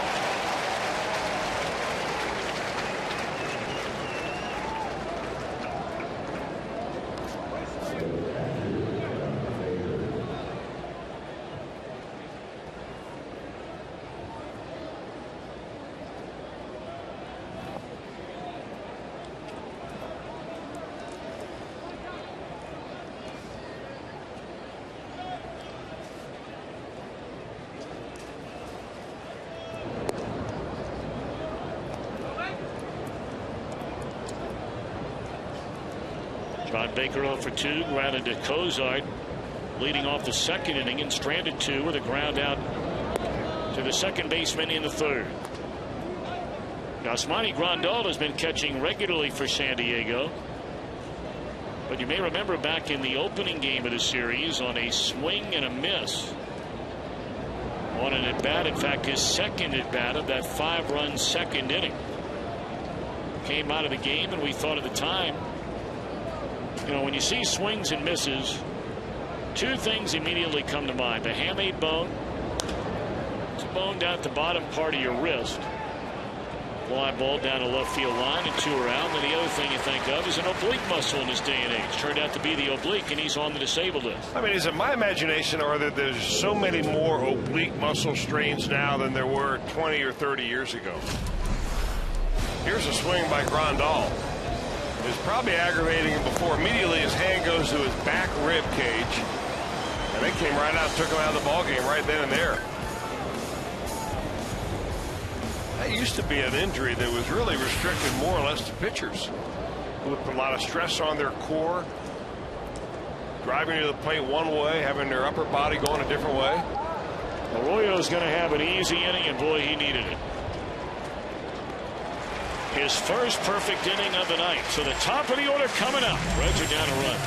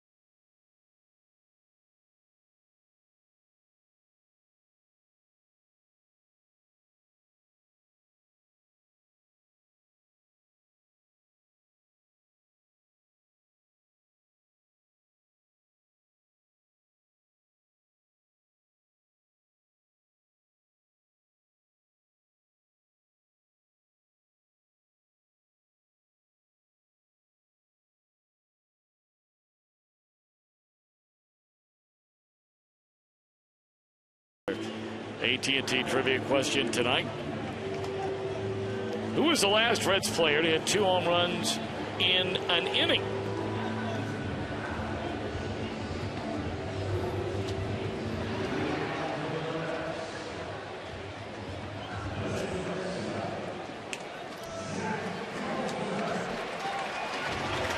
And we'll give you a hint.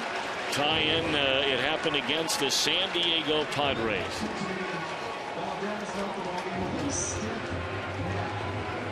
Told Wilson Valdez left the game tonight with a stiff neck.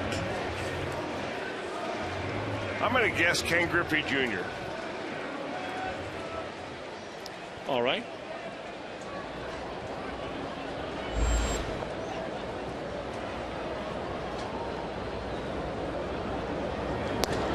I'm not going to even attempt to guess because I wasn't around here and have absolutely no clue. But interested to find out the answer.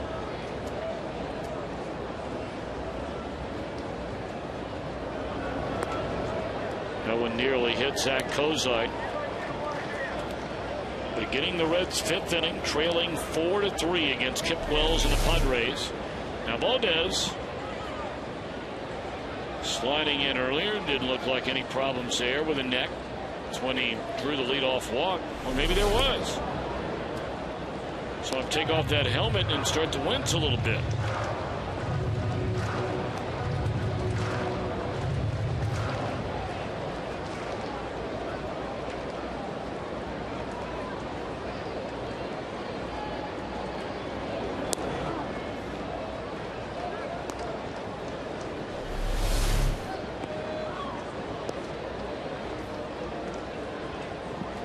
Apparently there's something that happened during that play.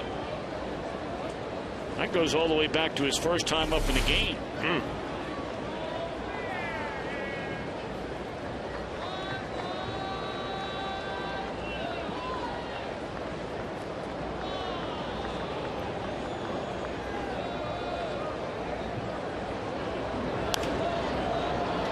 Ozark pops up a 2-0-2-2 pitch to the right side, and that's out number 1.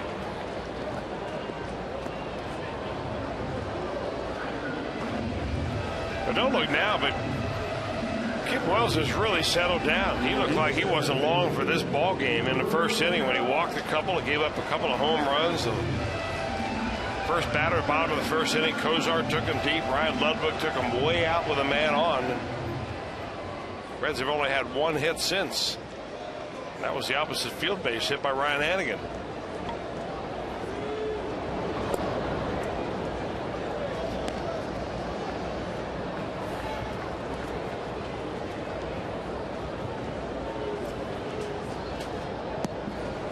Stubbs tonight has walked and struck out. Grounded foul wide at third. 1 ball and 1 strike to Drew Stubbs.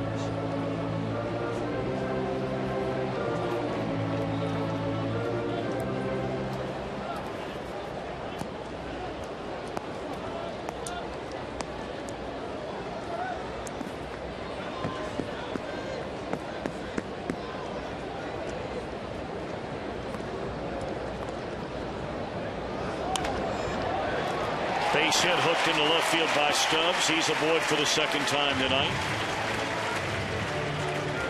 And he continues for Jay Bruce. We invite you to get unprecedented access behind the scenes of Blue Jackets. Back when they were preparing for the NHL draft in June. It's called Before the Battle. Premiering tonight, immediately after Reds Live. From the draft, free agency, the Rick Nash deal. Fox Sports Ohio will take you all through their offseason before the battle.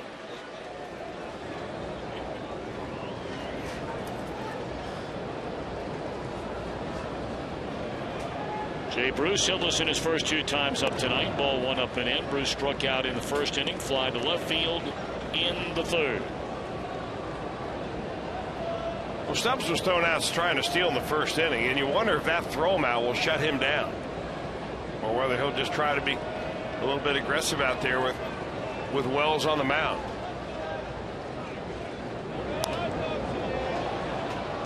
Over his career, Wells has not done a really good job of shutting down the running game. Of course, a lot of that goes with the catchers that he's thrown to along the way.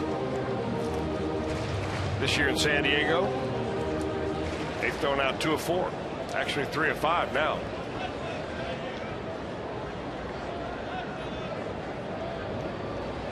Stubbs was thrown out for just the 6th time this year. When they got him back in the first inning following that walk, Bruce did not like the call by the crew chief working behind the plate tonight, Tom Hallian. Well, the first 2 days in this series, it was the pitchers that were doing all the complaining. In this ball game, it's the hitters that don't like it.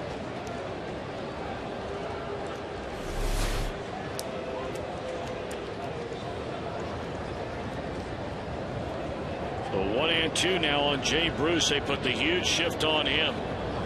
I mean, there is the third baseman is even playing closer to the second base bag than a regular shortstop would. Yeah, they waited until the second strike in this at bat before they moved him over. The shortstop over here was previously in this spot until 2 strikes. Now they got the third baseman over there in the shortstop hole, knowing that he's not going to try to lay down a bunt here with 2 strikes. Looked like he was going that time.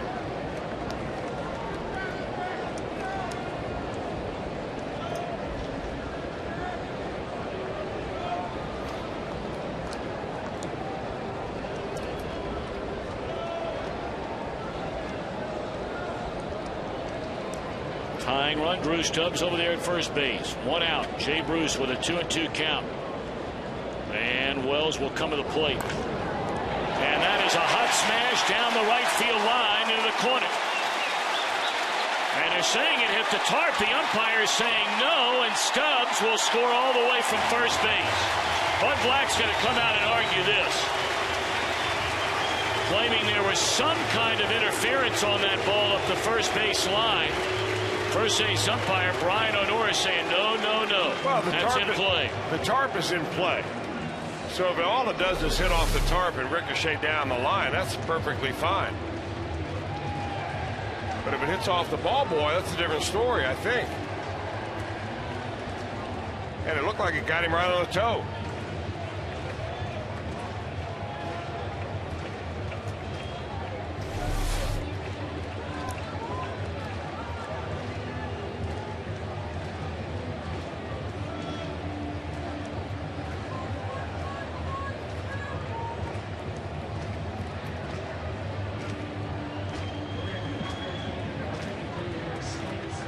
Well, that conversation didn't last very long. Well, he's going to go to the crew chief, though, and say, listen, can you convene everybody together here? Somebody had to see something. Because if we could see it from the Padre dugout, certainly somebody could see that ball hit the ball boy.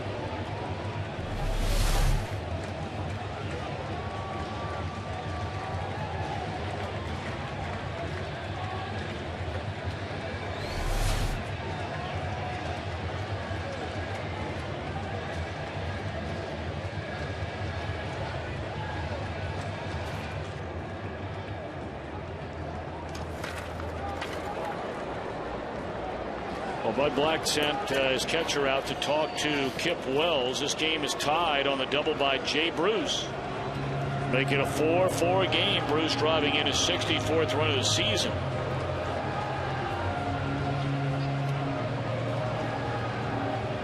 You know, I've never seen it where the ball boy, bat boy, whatever you want to call him, down the right field or left field line, if in the ground rules, and of course there are ground rules, in every ballpark, and they're just standing around, shooting the breeze before a game, the first game of a series in particular, where the managers will come out and visit with the umpires and talk about, what's in play, what's not in play, what if this happens, what if that happens. It would be interesting to know, the bad boys, are they in the field of play, even if the ball were to hit them? Well, Tom, you've seen this case before where a bat boy or a ball boy mistakenly thought the ball was foul, made the play on the ball, it was fair, and then drops the ball. Right. That's a double. And they're not part of the field, at least as far as I know. We'll try to look that rule up, but I'm almost certain that if it hit the ball boy, that'll be a ground rule double if it was called correctly. Well, that's going to do it for Kip Wells. Reds have tied this game 4-4. Skyline chilly called to the bullpen. We'll bring on Mr. Thayer. We saw him last night. Back in a moment.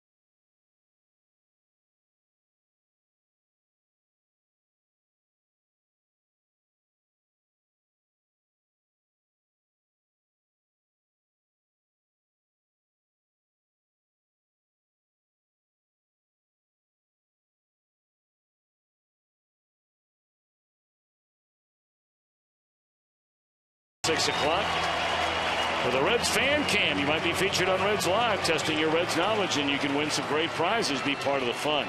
This Friday, 6 o'clock, Holy Grail on the banks.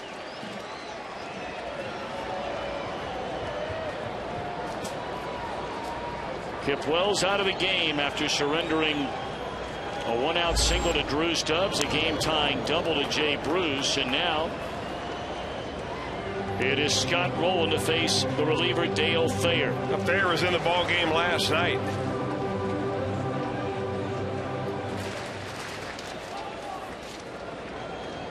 Came in and pitched the 7th and the 8th. Inning and a third, allowed 1 hit, no runs. Lined into right. Venable there, 2 out. The Reds looking for Ryan Ludwig to deliver once more. I went to Sam LeCure today in the clubhouse. I said, hey, said Dale Thayer, now there's a mustache for you. You never had one like that, did you? He said, that's not a mustache. That's a raccoon.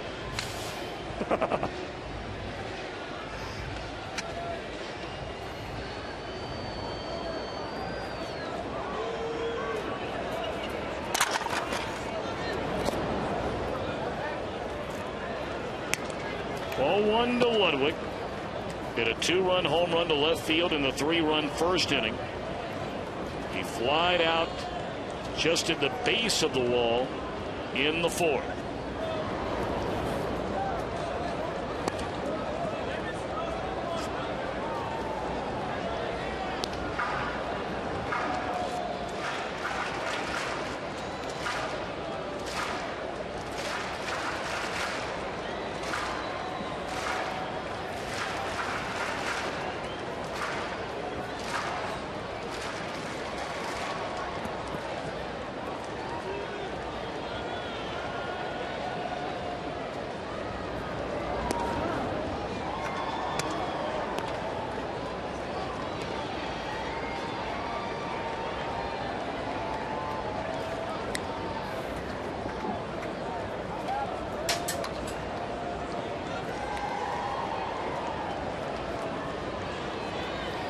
Two and one account on Ludwig.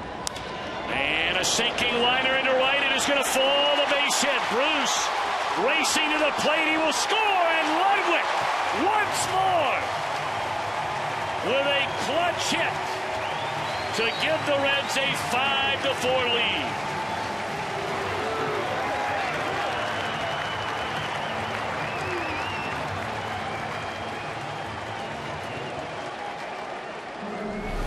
Boy, Boy, nothing sweeter than those 2-out ribeyes, and he gets one right here. A little bit in on the trademark, doesn't hit it all that well. I'm really surprised, actually, that Will Venable kind of gave up on that ball with 2 outs and a runner in scoring position. That's the one situation where you take a shot to make a diving catch, but he must have just thought that ball was going to die in front of him, which it did. And with 2 outs, no problem at all for Jay Bruce to come around and score another run. Oh, what a seesaw game tonight. Ludwig advancing to second base on a throw, so now we'll see if Todd Frazier can bring him in and add to this 1-run lead.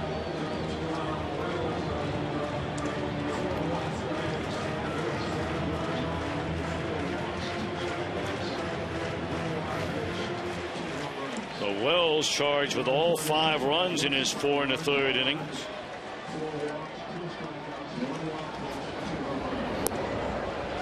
Two and 1 on Frazier.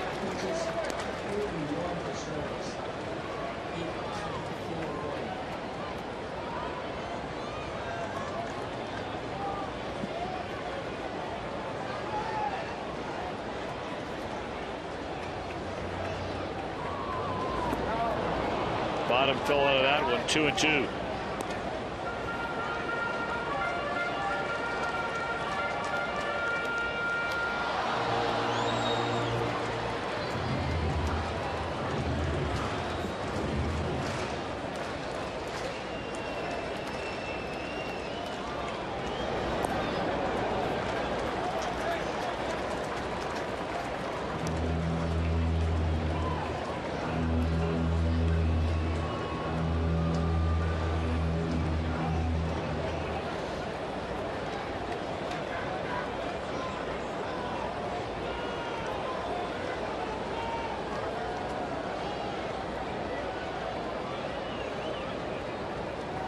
Frazier wanting timeout after Thayer took a lengthy look into the catcher John Baker. Frazier out of the box, right back in there, and again Thayer staring in. 3 and 2 to Todd Frazier, and a ground ball to the glove side of Cabrera. But the Reds strike for a pair to recapture the lead. Game tying double by Bruce. Ludwig again puts him in front.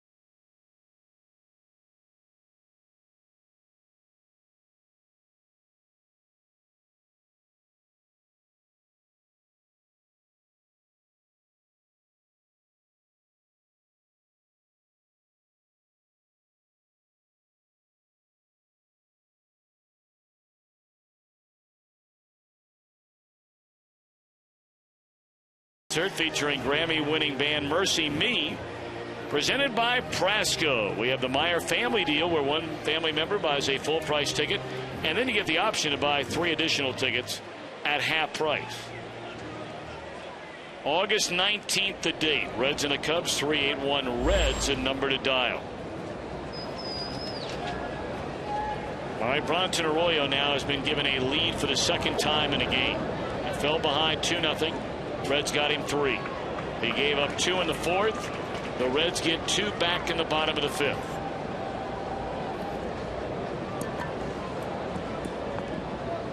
They'll be facing 8, 9, and 1 in the batting order. Everth Cabrera. And then the Padres will pinch hit for Thayer. Right now they've got Jesus Guzman standing in the on-deck circle. Then back to the top of the order with Alexi Amarista.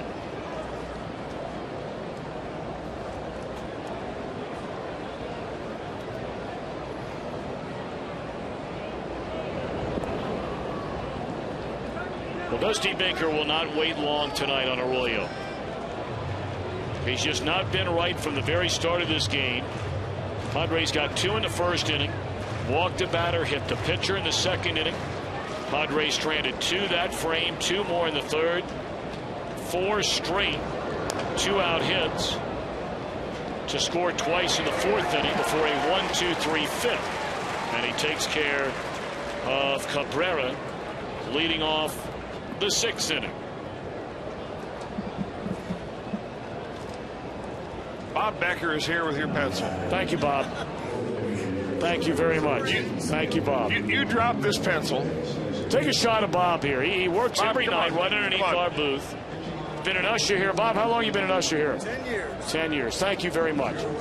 You know, look, I dropped the pencil, and he was kind enough to bring it up here. This pencil has got barely any eraser left, right? Right. You got a whole stack of them here. He dropped it down. He almost killed himself trying to retrieve it. And he's yelling to all the people down below, "Hey, I dropped that pencil." Yeah, then you're yelling, "Hey, he dropped a 15-cent pencil." Can you please return it? Had one hooked, just foul. I'm glad you got it back, partner. Thank you. You got some serious issues. If you're looking for a quick and delicious meal the whole family will enjoy, well, Chris Wells certainly would endorse JTM's meatball sub kits. Get one today in your local grocer's freezer. JTM, let's create great dishes together.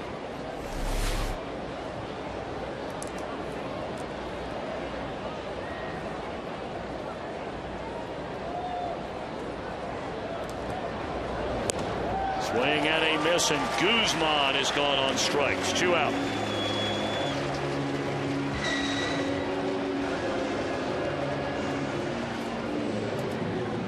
I'm not sure if Bronson Arroyo is going to go past this inning or not, but it's a gutsy little performance by him.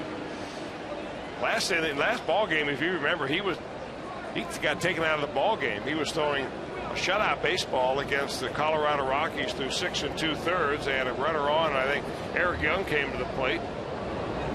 And he told Dusty Baker, actually it was Brian Price went to the mound, and he told him straight up, "You know what? I'm tired. I don't know if I've got it left." Eric Young's always had the best of me. And he's a guy not afraid to tell the pitching coach or his manager when he's finished. But he's getting it out so far. I'd love to get through this inning nice and easily. Well, he has a chance, and right under the glove, a rare defensive miscue by any Cincinnati Red. That'll be an error on Kozar. Reds' his second fewest errors charged to them defensively in all of baseball.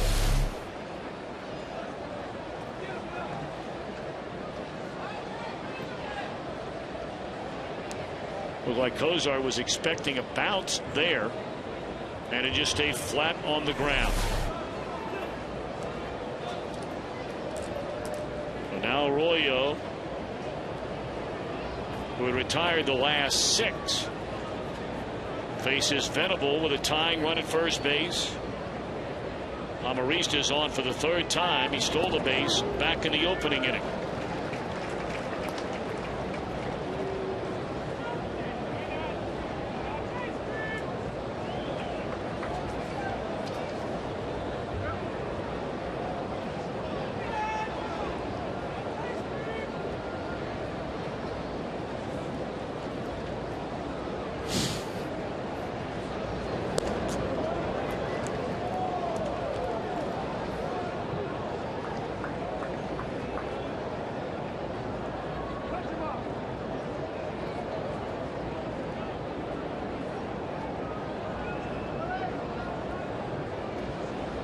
One and one on Will Venable.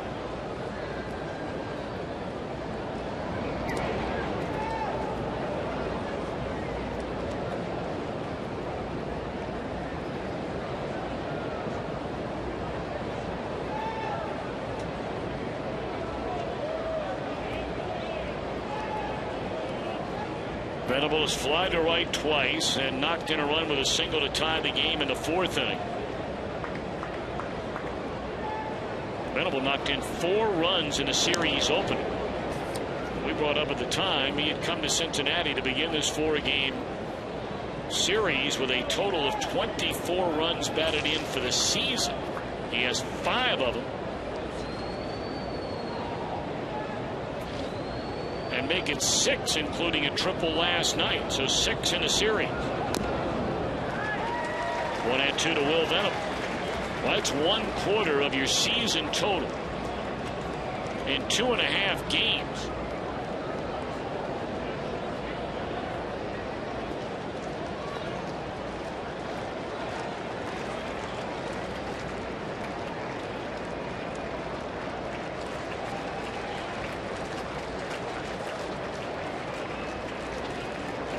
I really thought, Chris, I don't know about you, I really thought that Venable was the kind of guy that would draw some interest from some other teams around baseball at the deadline. I mean, obviously he's not a marquee name, but he is a guy that can help a team in a lot of ways.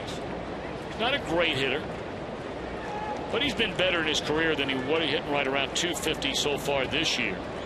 Runs very well, excellent defender, very good in the clubhouse. You know, not a guy you're going to bring over to start him every single day, but a piece.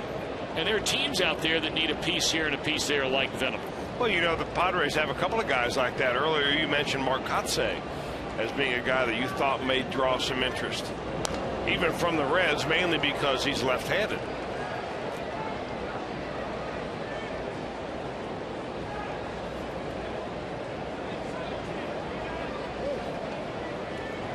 I don't know, though. I mean, right guy, and can do all the little things you ask a player to do. His defense is normally a plus. The fact that he can run is a plus, but there's not much power there. No. And he's hitting 245. So if you're a GM, you're saying, is he the kind of threat we really need off the bench? Or do we have an injury to our outfield? We need another guy. That's the kind of team that he would fall into.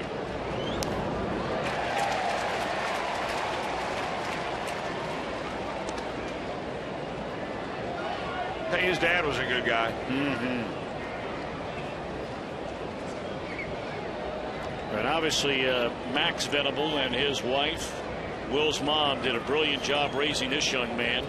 Brought up earlier, he played both baseball and basketball at Princeton University in the Ivy League.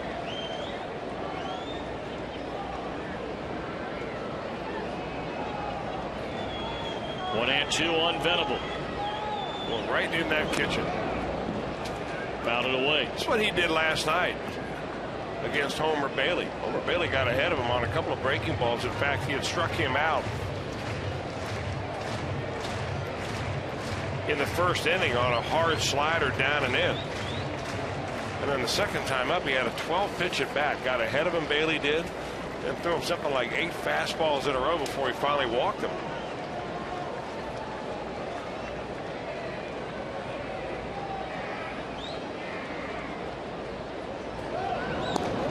Runner goes, throw to second, and they got him to end the inning.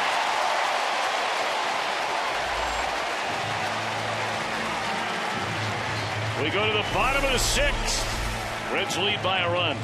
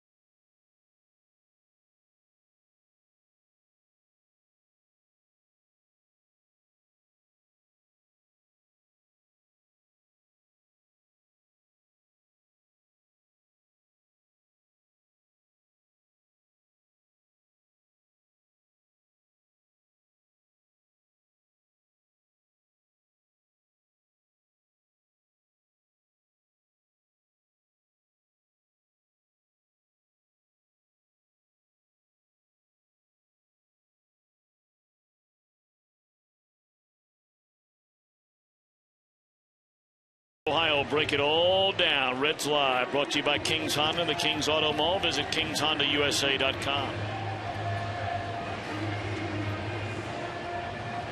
Time to answer our AT&T trivia question. The last Reds player to hit 2 home runs in an inning. You guessed Dimitri Young. Is that right? I would have if I had known the answer, but it's really Aaron Boone. I guessed Ken Griffey Jr. And now that you bring it up, I remember it. That's in his hometown. Yeah. Or against his hometown team, San Diego.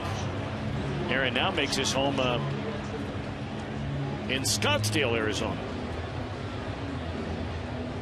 Now the former Red, he was one of the players that was traded over to the Padres in exchange for Matt Latos. Brad Boxberger, second time we will see this right-hander in the ballgame. Came in the other night, threw an inning in 2/3.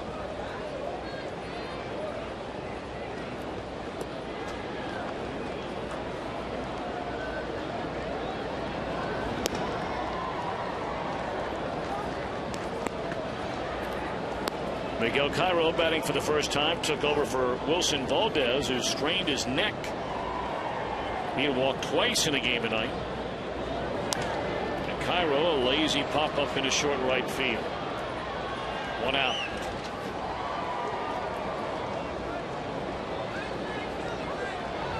Boxberger is not really a guy that throws all that hard. Even when he was in the Reds minor league system, I'd asked some of the minor league managers and coaches that would have him. I said, tell me about this young man, because he was an intriguing pitch, a pick.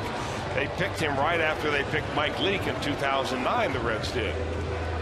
Leake went right to the major leagues. Boxberger also out of college. He went to USC, went down to the minor leagues. And they said he's not an overly hard thrower, but he's hard to pick up. He's got kind of an unusual, kind of a herky-jerky arm delivery. But he's got a little mental edge when he's out there. Goes across his body, doesn't really use his legs a lot. But he has tremendous numbers as far as strikeouts per innings pitched. The only thing I think holding him back is a little bit of control problems with the secondary stuff.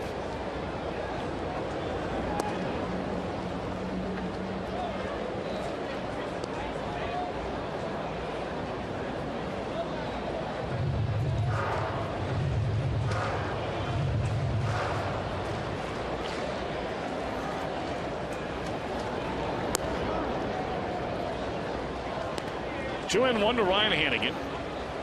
Now Arroyo is standing in the on-deck circle. Are there a few bodies moving out there in the bullpen? It's tough for us to see that from here. It appears as though there might be. In fact, there is. It's left-hander Sean Marshall getting loose in the bullpen.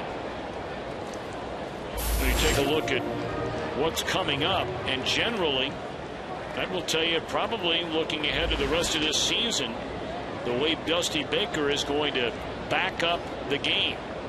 We know Chapman's there in the 9th, but now he has the option, depending on whether it's lefties and righties. As that is dumped into short right, and able to track it down as Amarista. But they have Headley, a switch hitter, Alonso, a left-handed batter, Kotze, a left-handed batter, coming up. So Marshall's getting ready, and now you have the option with any right-handed batters, as Mike Leake's going to hit for Arroyo, to bring in now Jonathan Broxton, who's here in the bullpen tonight. You're right. Well, if you're thinking about the way it was, Sean Marshall was the 8th inning guy. That was when you had Bill Bray, or had projected Bill Bray to be the other left-hander in the bullpen. So you got 2 lefties down there, but one is your closer, so he's not your situational guy. So you need a situational guy. So that's where Broxton will come in, probably be the 8th inning. And now the situational lefty will be Sean Marshall. And if you are lucky enough to have a lineup set up right, you'll see a bunch of lefties in a row, and Marshall will be the man. Well, you got to believe the Reds are playing one player short tonight. Brandon Phillips strained his calf in the game last night. Not in the lineup, which probably tells you he's unavailable. They've already had to use Miguel Cairo. Mesoraco went on the 7-day disabled list with a concussion before the game. They replaced him with Deoner Navarro, their catcher from AAA Louisville. So they still have Xavier Paul, Chris Heisey, and the backup catcher available on the bench. So with 2 outs and nobody on in the 6th inning, Dusty Baker's going to use Leake to bat.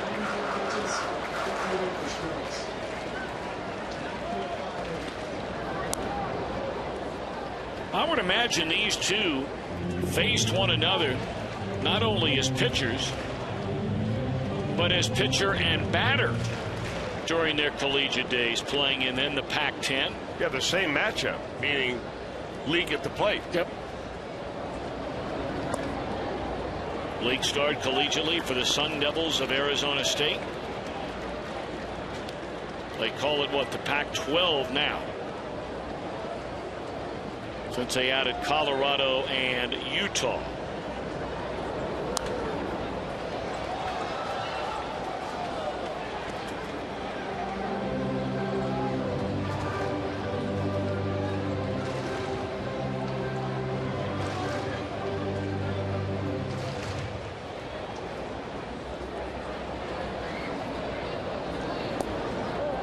And wouldn't you know it, Leake comes off the bench and draws a walk.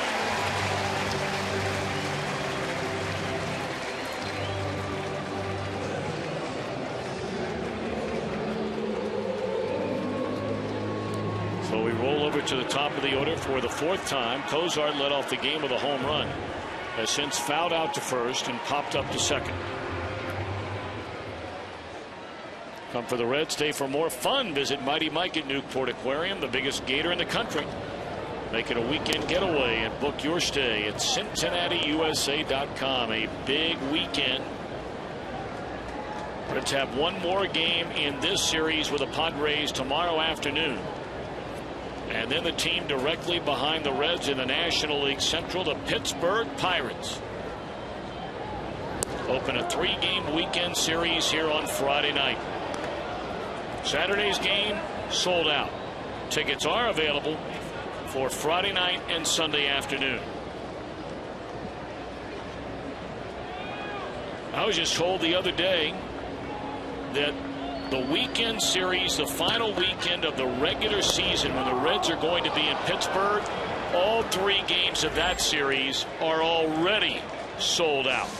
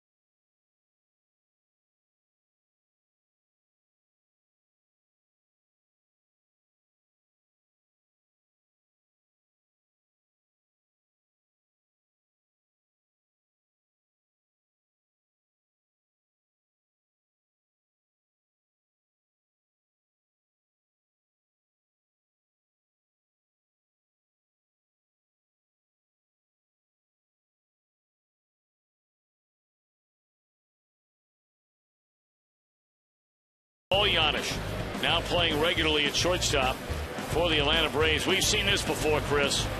Great defender. Boy, you're not kidding about that. And if they were looking for a shortstop that can pick it, they got their man right there in Paul Giannis. And a great kid. Good for him, getting a chance to play in the big leagues again. Well, the ball club is doing pretty well, too. They won 7 in a row going into the game tonight. Reds are finished with Atlanta. They're 2.5 games out going into the game tonight. Sean Marshall will take over, so a gutsy 6-inning performance for Bronson Arroyo. 4 runs overall, gave up 7 hits. He danced around a lot of trouble almost each and every inning until the last 2. He had a 1-2-3 fifth, a 1-2-3 sixth with the help of a great gun down of a stolen base attempt by Ryan Hannigan. And the Padres naturally are going to go to their bench. They're going to bring up Logan Forsythe, who hit that home run off Sean Marshall, you may remember, who came on in relief of Matt Latos the first game when the Reds were out in San Diego.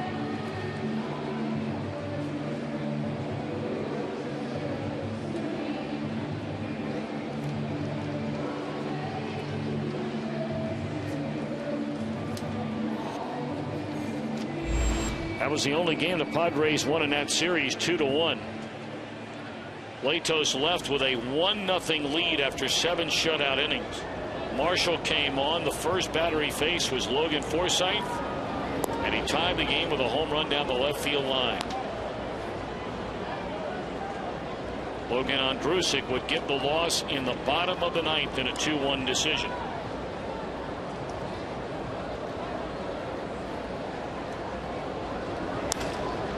Off the end of the bat here, and Stubbs will track it. 1 out.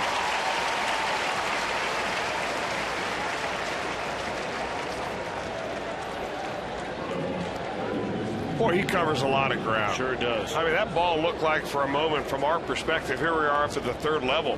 We get a great view of the ballpark. That looked like it had a chance to fall right in there, and he just outran the baseball. This Reds bullpen has been spectacular.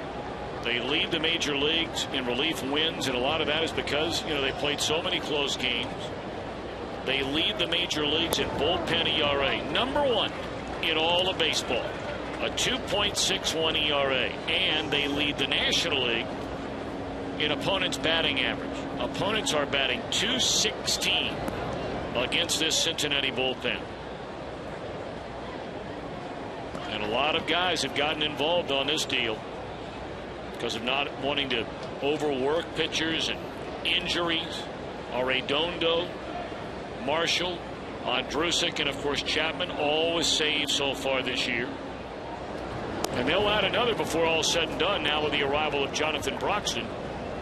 Well, a lot of the health of the bullpen has to do with the fact that the starters have been good as far as giving the Reds quality starts, going deep into a ball game.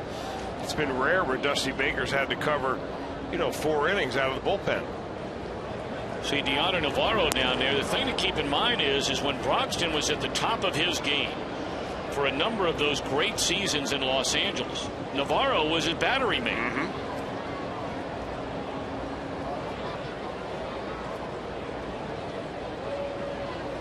3-1 delivery on Headley, and off the end of the bat, a 3-hopper to Cairo, 2 out. So they have 1 more out to get to send us to the bottom of the 8th. And it's going to be Yonder Alonso, 1 of 3 tonight. I think the goal of the Reds when they made the trade for Jonathan Broxton, and Walt Jocketty said it straight up last night, is to try to shorten the ball game. That's what every team wants to do. So if you had the lead like the Reds do today in the 6th inning, you want to make sure that this is a 6-inning ball game, that your bullpen from here on out is lights out, and that the only scoring that's going to happen is if you do a little add-on. And they've been very good in that department.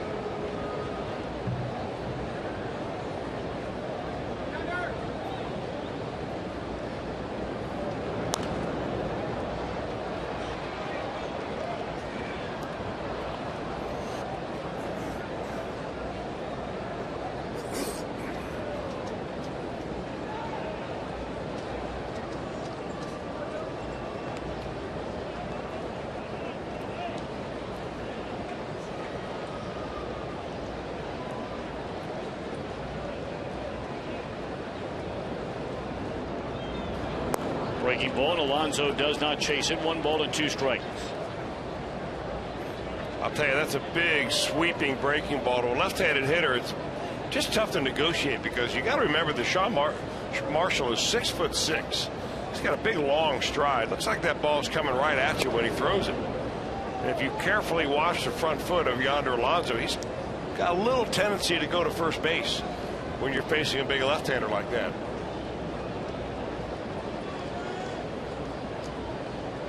Starts open, wants to close it up, but sometimes against a lefty it's tough to get it completely back to square. It often reminds me of the story I hear all the time when he first came to the major leagues, because he grew up in Phoenix, Arizona. The outstanding outfielder of the Dodgers, Andre Ethier, who was a left-handed batter. And his father had decided, after recognizing that Ethier was going to be a really good player, had a chance to be a really good player. His dad loves baseball, and he said, you know what? My son is never going to be one of those left-handed batters that can't hit left-handed pitching.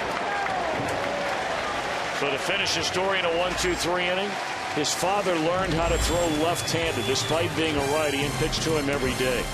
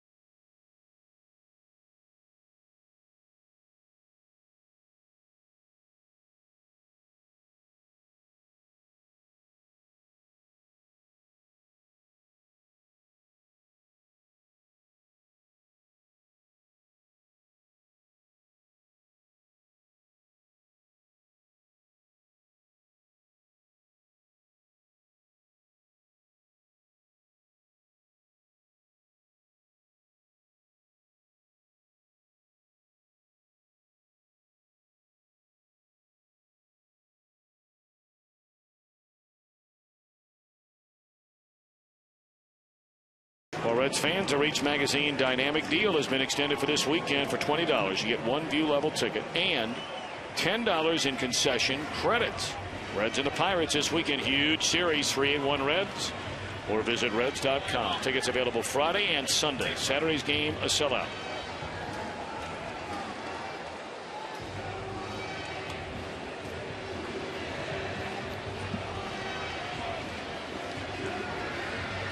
Eric Stoltz, we saw him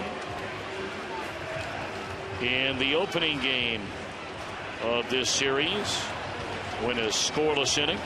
He's not pitched very much for the Padres. In fact, he was just picked up back in May. Put on waivers by the White Sox on May the 17th. Padres grabbed him.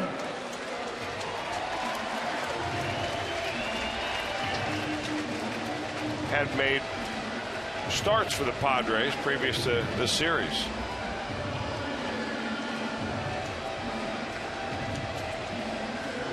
Marista goes to right field. Forsythe remaining in a game to play second base. Well, it seems like a lot of guys that come out of that Angels organization,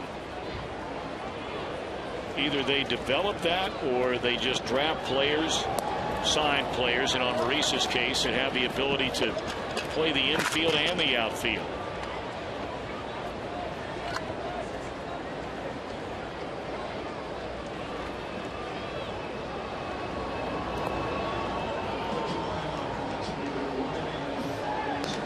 Angels team had that just brutal start to the season, and Albert Pujols, I really haven't paid much attention to him, but I noticed last night Pujols 18 home runs, closing in on 70 runs batted in. He'll finish with 30 and 100 again, as he's done every year in his career.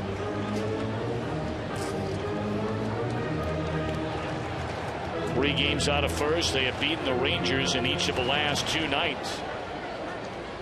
And they are blasting the Rangers again tonight, 7-1. Anaheim has gone into Texas, and they have just steamrolled right through the 2-time defending American League champions. Now they're down by 2 games. The Angels are to Texas coming into, or 3 games coming into tonight. They can narrow that down to 2. It's been a long haul for the Angels too, because the start that the Rangers got off to, just incredible. No doubt about it. 3-2 pitch. Roll over foul.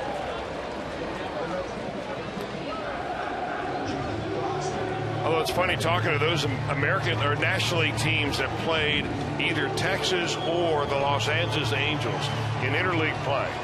First thing, like the Giants, they'll say, man, the best team we played by far this year, the Angels. Stubbs with another base hit. And then anybody that plays the Rangers says the same thing about them.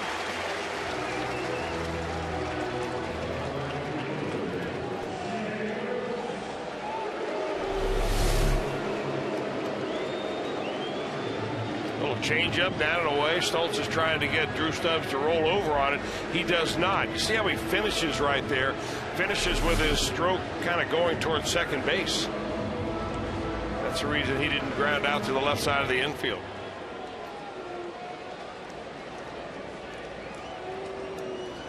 Jay Bruce tied the game back in that 5th inning with a double down the right field line on a ball that got right by Alonso. It was hit so hard, and Alonso was holding a runner on at the time, and it still got by.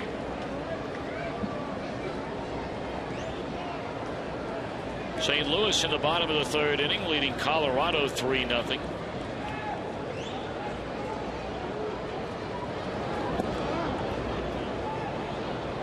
Jonathan Broxton arrived during the game.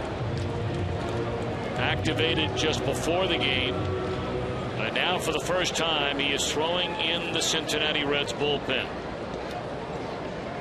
Set to make his Reds debut perhaps in the 8th.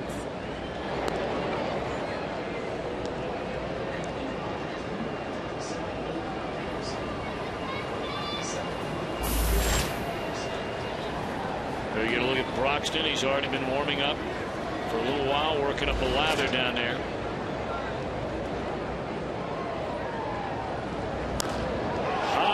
Fly ball down the right field line. Amarista in front of the wall, and Stubbs alertly tagging up and easily beats a throw into second. That is great base running by Stubbs. One of 2 things was going to happen there, and he knew it. The guy that was either going to catch it, or Bruce is trotting around the bases and Stubbs is trotting in front of him. I'm wondering if maybe Billy Hatcher didn't yell something to him right away, but Stubbs has come a long way with baseball instincts on the base paths. And that's just a good job either by Hatcher or Stubbs or both together. Boy, the Reds have had a whole bunch of balls that have been caught right at the fence tonight. A lot of near misses.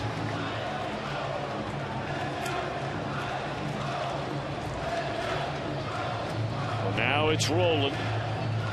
Who walked and scored on the Ludwig home run in the 1st inning. He flied to right in front of the wall. One of those balls Chris was talking about in the 3rd, and a line to right in the 5th.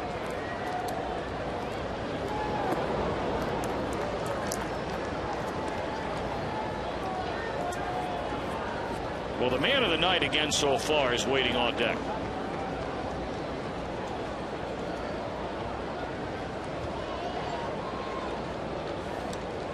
Four RBIs last night, 3 more tonight. 55 on the year.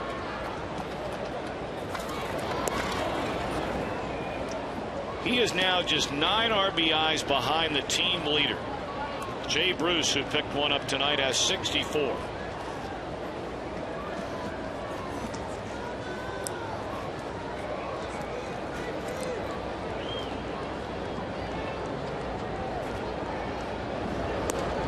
It almost makes you wonder, Chris, and much is made, and Dusty Baker bristles when asked about it regularly, about the lineup. But, you know, with Ludwig going the way he's going right now, and Roland clearly is swinging a much better bat, although not the power that maybe he once had. But when Brandon Phillips does come back, who's been as hot as anybody on his club, Ludwig included, you know, if you're looking to improve that on-base percentage at the top of the order, when Brandon comes back and he's healthy and ready to go, do you make that move the way you began the year and put him back at the top of the batting order? Well, that's certainly a question I'm sure that he's mulled over, along with the coaches and everybody else. But the answer might be, this ball club's got the best record in baseball the way he's doing it right now, so why change it?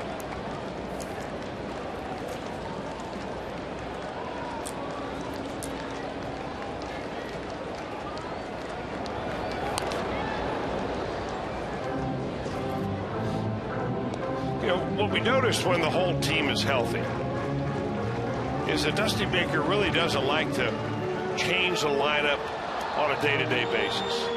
Likes to get guys situated into a spot where they know when they get to the ballpark where they're going to be. Because he was a player, and I think that he appreciated knowing where he was going to play, where he was going to bat in the order, and you could mentally prepare for it. A lot of fans watch this baseball, and they want to operate it more like fantasy baseball, moving guys in and out based on numbers and sabermetrics and things like this. And I think a lot of times when you look at it like that, you eliminate the human aspect. Well, you know, to kind of take it to the next level, though, for a second, I mean, Walt Jocketty sat in here last night. The Reds general manager and president of baseball operations said, look, we were looking around because we know what our numbers are like as far as an on-base percentage is concerned and getting on in front of Joey Votto. They're going to make a double switch here with Ludwig coming up. So Alonso will leave. Reds trying to add to a 5-4 lead. Back in a moment.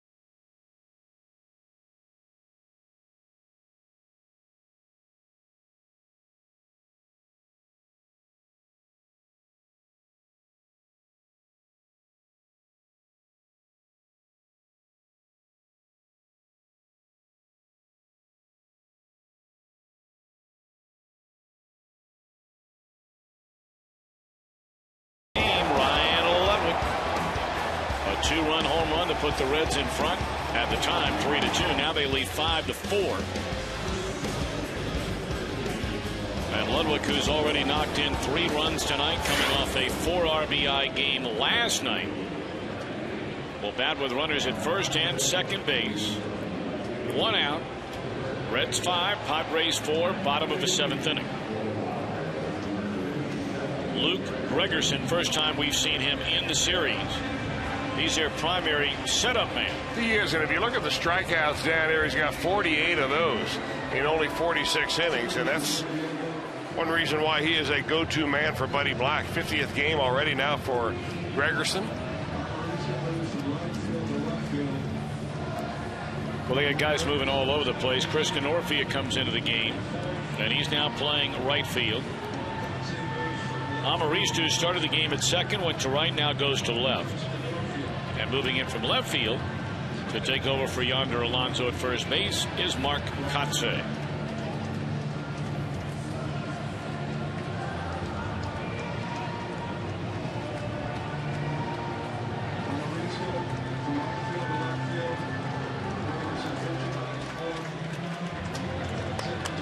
So Ludwig digging in.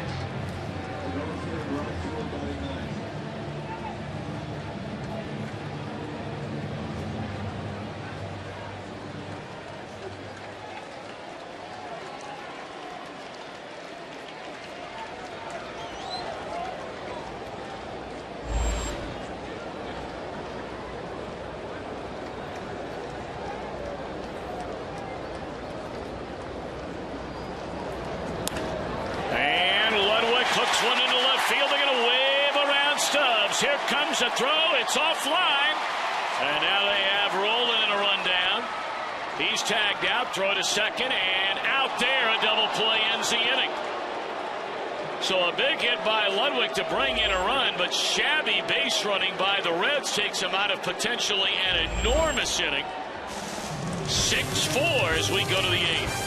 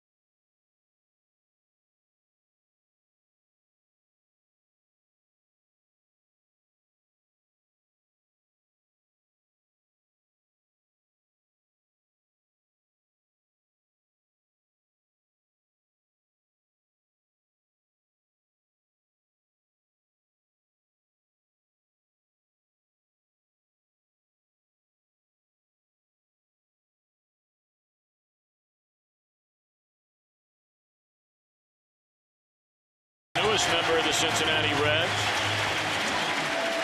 Former Dodgers setup man to Eric Gagne, eventually became the Dodgers closer. Injured his elbow last season. This year began the year as a Royal, as a setup man. Became their closer and did an excellent job. Jonathan Broxton. It's been about 6 days since Jonathan Broxton has been in a ball game. And the last time he was in a ball game, he saved the game against the Angels with an inning of shutout baseball. There was one time when Jonathan Broxton would routinely throw the ball 97, 98 miles an hour. Now he's down a little lower than that. But he had elbow surgery last year. They took out some bone chips. May have taken a step back with his stuff because of that, but he's still very formidable. And a first pitch breaking ball. Now, we haven't seen a lot of that from Jonathan Broxton. That's a curveball speed right there, 77 miles an hour. He just began throwing that this year.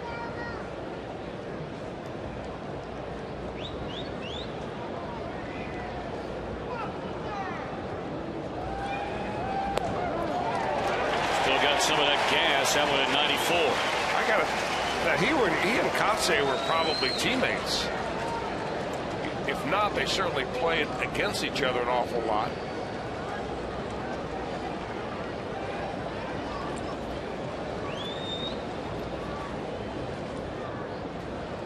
Oh, and 2 to count on Kotsay, and Broxton turns it loose. Came with the gas again.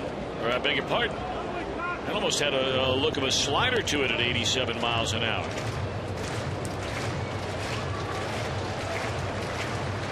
We told you Broxton, a big man. They have him listed at 6'4", 300 pounds.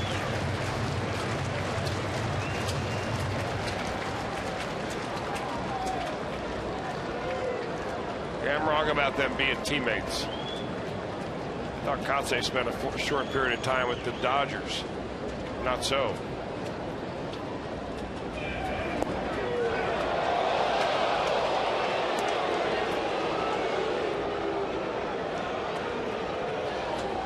Ring him up on general principles there.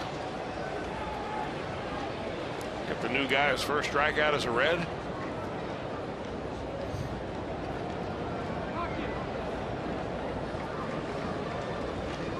One and two to count on Kotze. Foul tip into the mitt. So Broxton strike out. Kotze, his first batter pitching for the Cincinnati Reds.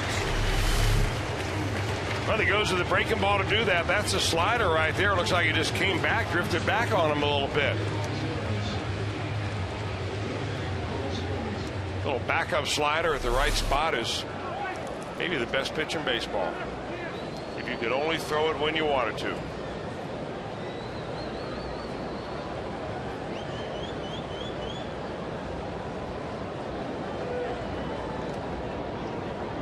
Now John Baker, the San Diego catcher, looks at a fastball strike at the knees, 0-1. A perfect inning of work for Sean Marshall. And now Broxton here in the 8th inning with a 2-run lead.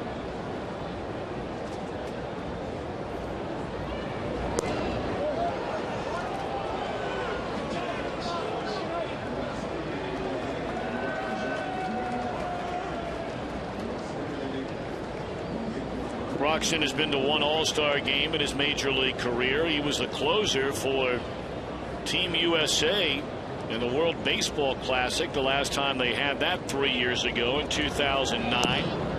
Comebacker to the mound. And Broxton takes care of Denorfia, 2 out.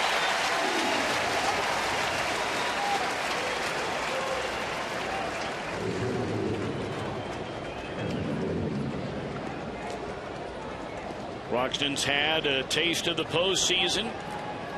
3 times as a Dodger, twice as their closer.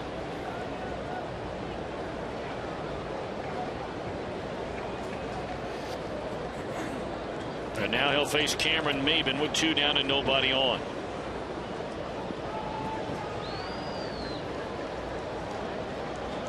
Of course, many of these Padre hitters are quite familiar with Broxton, having played in the same division with him up until this season.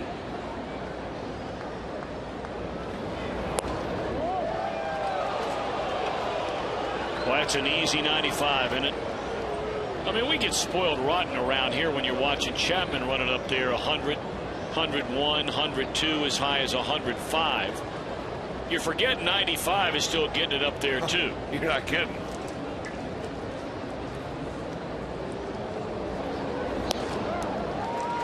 Well, that's a good delivery.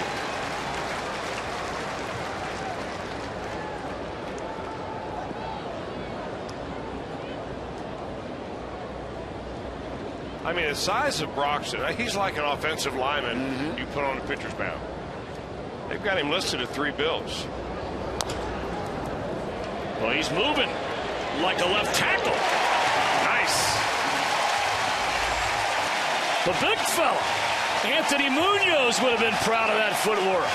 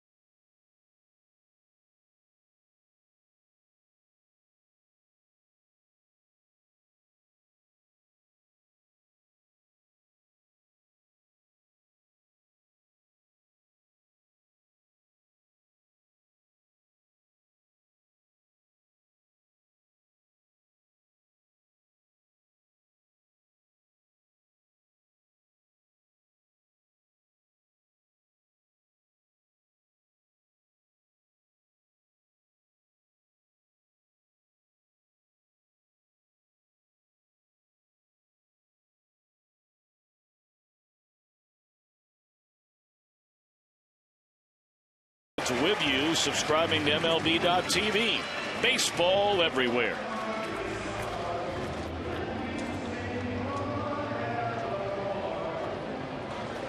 A very, very impressive Cincinnati Reds debut for Jonathan Broxton. A 1-2-3 eighth inning. A strikeout and a pair of balls that traveled, about 30 feet. There's a laser to the corner. Fair ball off the bat of Todd Frazier. And he's in with a stand-up double, and I would imagine they're going to ask Cairo to bunt him down to third.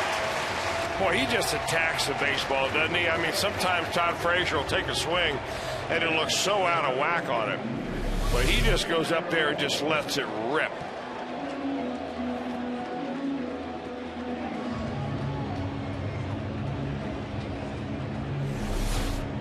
And Todd is safe at second. He is safe and secure. New York line.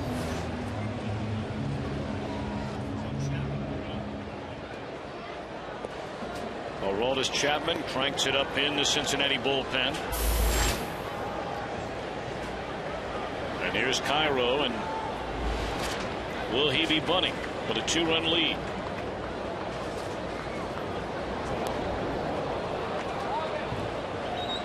Like he was trying to bunt for a base hit there.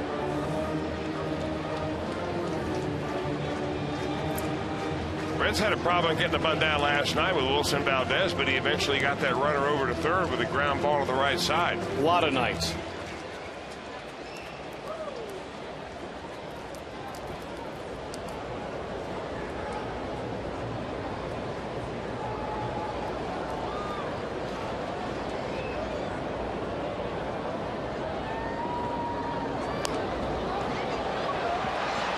That's not going to do it either. I'll tell you, the Padres aren't playing that very aggressively at all. They've got nobody charging except the pitcher. And when you really want to get that runner at third base, you're bringing everybody. You're putting a play on. I mean, look where the first baseman is. He's on the dirt. Third baseman's even with the bag. I mean, they're giving Miguel Cairo all sorts of room just to put the ball down anywhere.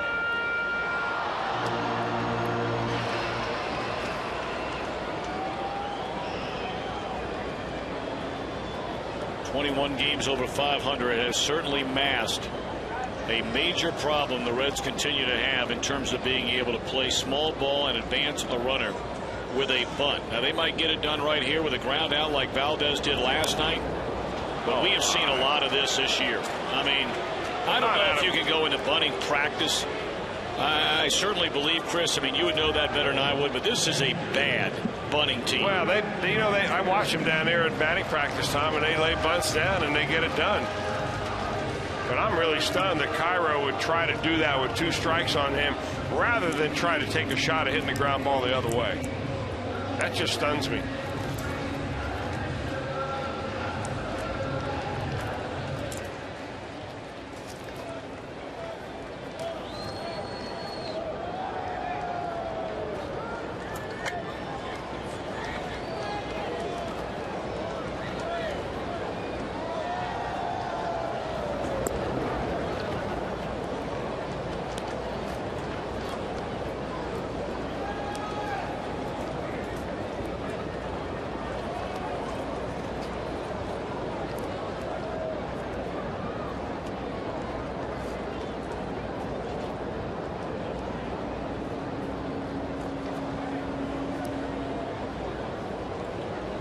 Hannigan had a runner at third. Granted, the pitcher was coming up behind him.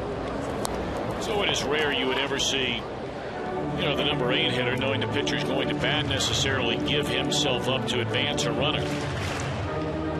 He had a runner at second base back in the second inning and bounced out to third.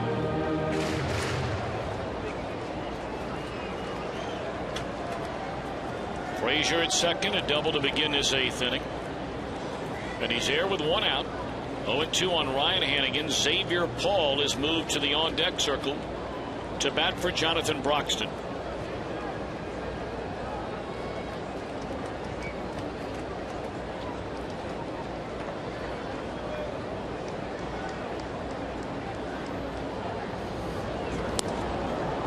Gone swinging. So the inning began with a double, And now Frazier's at second. 2 are out.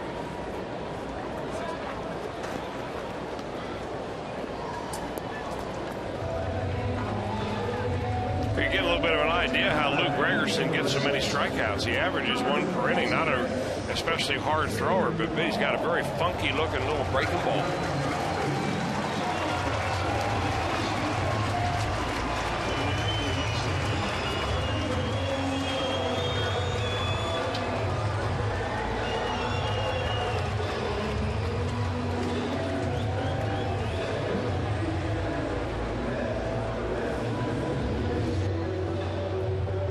Even if they're going to pitch to him. No, they're not going to. They're going to go ahead and intentionally walk Xavier Paul, the left-hander, to get the Cozart.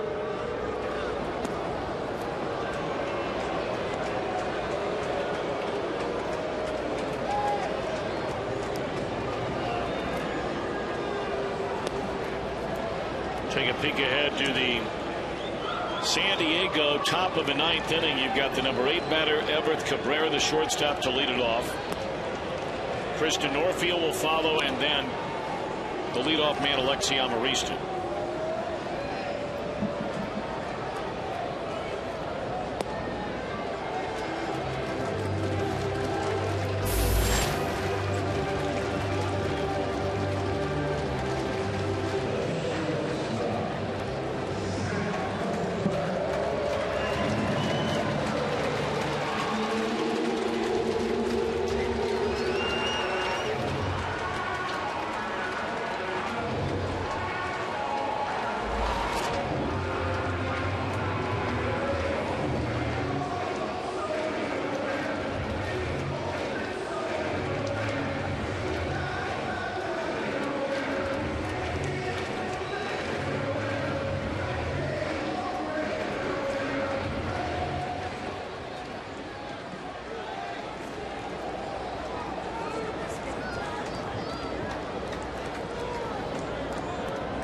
Let's see if Cozart can deliver with 2 on and 2 men out.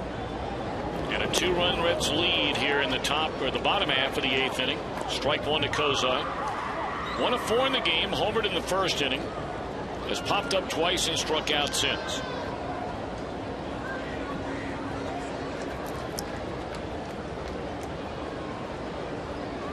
Oh, and 1 to Zach Cozart. Gregerson a check of the runners.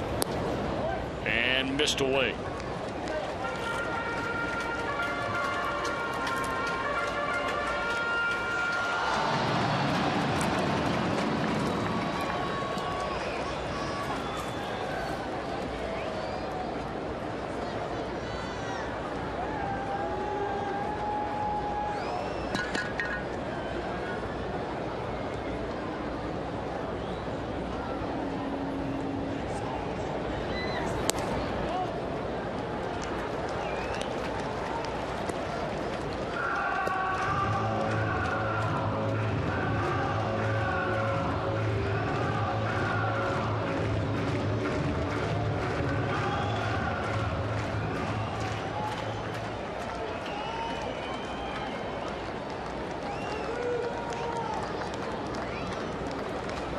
Two on, 2 out, 2 and 1 to Cozart.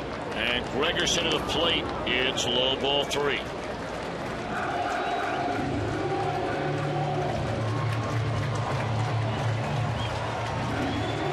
Well, you got to believe by this time the Pirates have already landed here in Cincinnati. They'll spend the off day here tomorrow after an 8-4 win over the Cubbies, winning the final 2 of that 3-game series. Reds with a win would maintain a 3-game lead in the division. The Cardinals in front of Colorado 3-1. They start the night 7 back.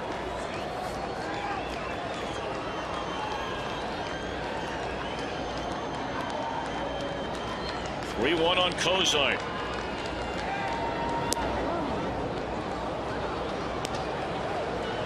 Well, Gregerson is a slider machine. I mean, he may throw fewer fastballs percentage-wise than anybody in the major leagues. If you look it up, and you can look it up nowadays, he's down around 30% fastballs and 70% off-speed pitches.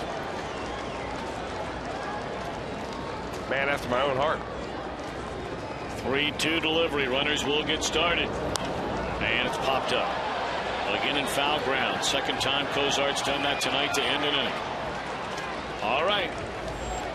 It's a top of the ninth, and it's a save situation. Guess who's coming in the game?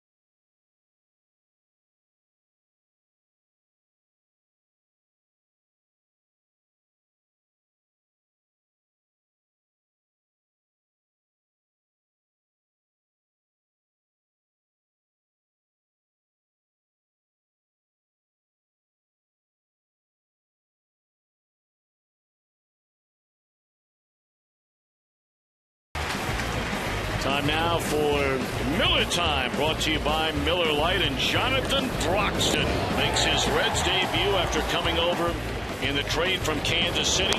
Strikeout, comebacker, and another comebacker for a 1-2-3 inning.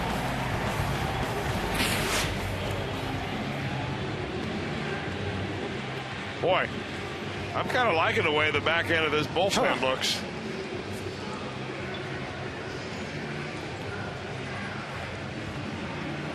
Aroldis Chapman. Chapman came into the ball game last night,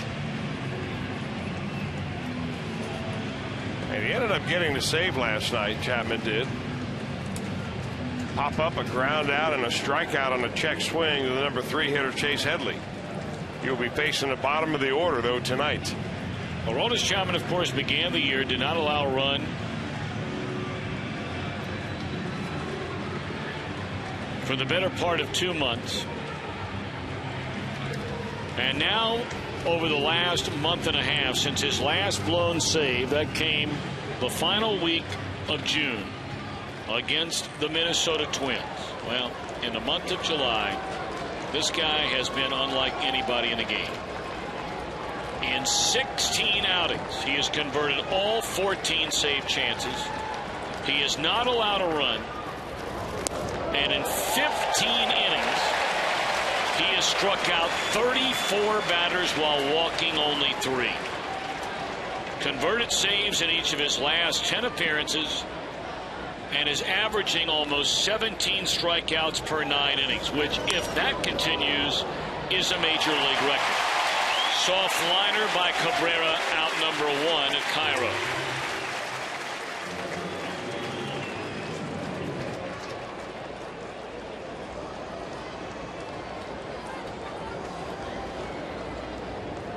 Marshall, Broxton, Chapman. So far, that tune is played 7 up, 7 down.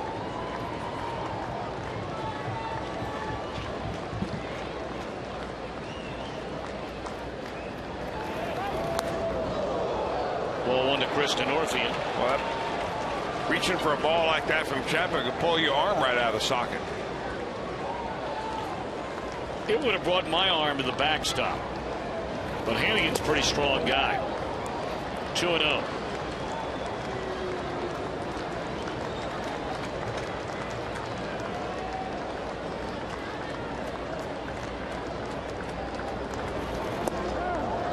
And there's a strike. Chapman has been a very, very busy man. I mean, during the 10-game winning streak, it seemed like he was out there every night. Dusty Baker gave him Sunday and Monday off before coming into the game here last night and pitching that perfect 9th inning. So here he is on back-to-back nights, and Dusty has said it. Walt Jocketty said it during his visit to the broadcast booth here last night, that there will be days when Jonathan Broxton gets a chance to close games if Chapman is being used too frequently.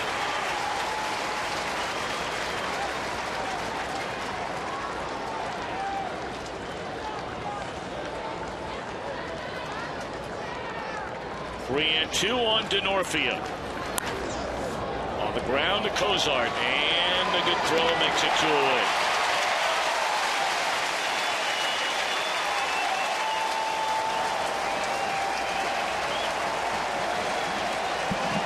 Arroyo in line for the win here tonight. Reds got the 2 runs to take the lead in the 5th inning, and Arroyo is still in the game. Chip Wells, the pitcher of record for San Diego. And Chapman trying to close it with a 1-2-3 9th inning and a 2-run lead.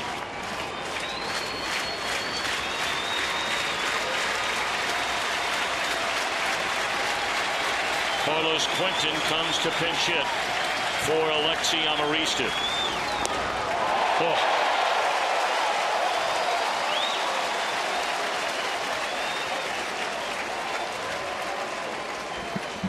Triple digits on the fastball from Chapman. 0-1 to Carlos Quentin.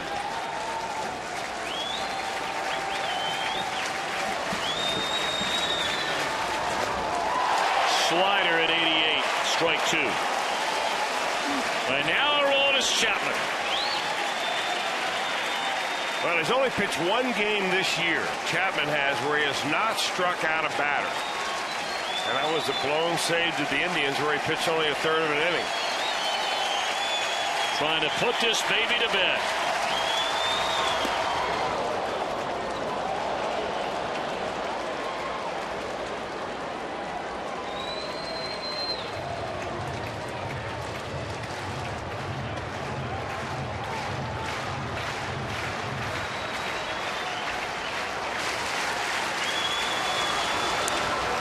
Hit hard down a left field line into the corner.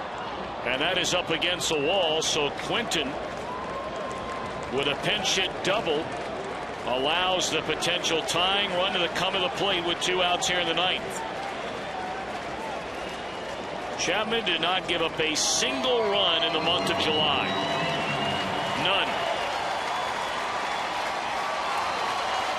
And could well be in line for the National League's Pitcher of the Month. But that's not on anybody's mind right now. It's August 1st. And he's trying to protect a 2-run lead here in the 9th.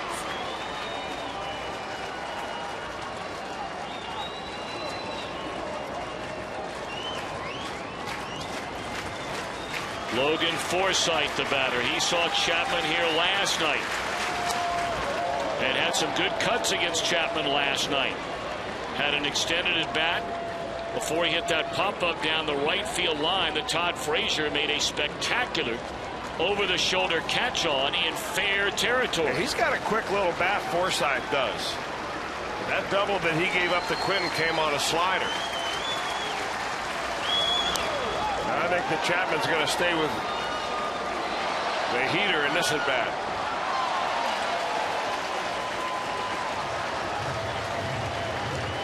Now the crowd once again standing, cheering, anticipating the final strike for the final out of the night.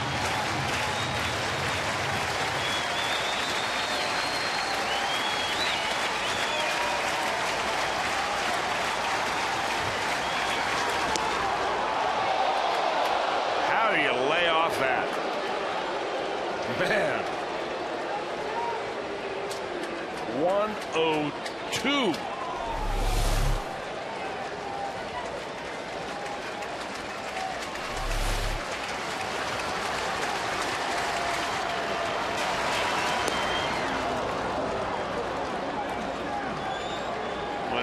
Telling him, Miles, calm down a little bit. You got to head 0-2. Count even now 2-2.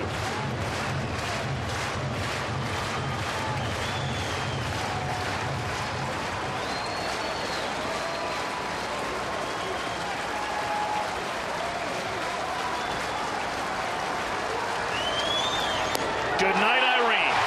Aroldis Chapman slams the door yet again. This one on a 101-mile-per-hour fastball.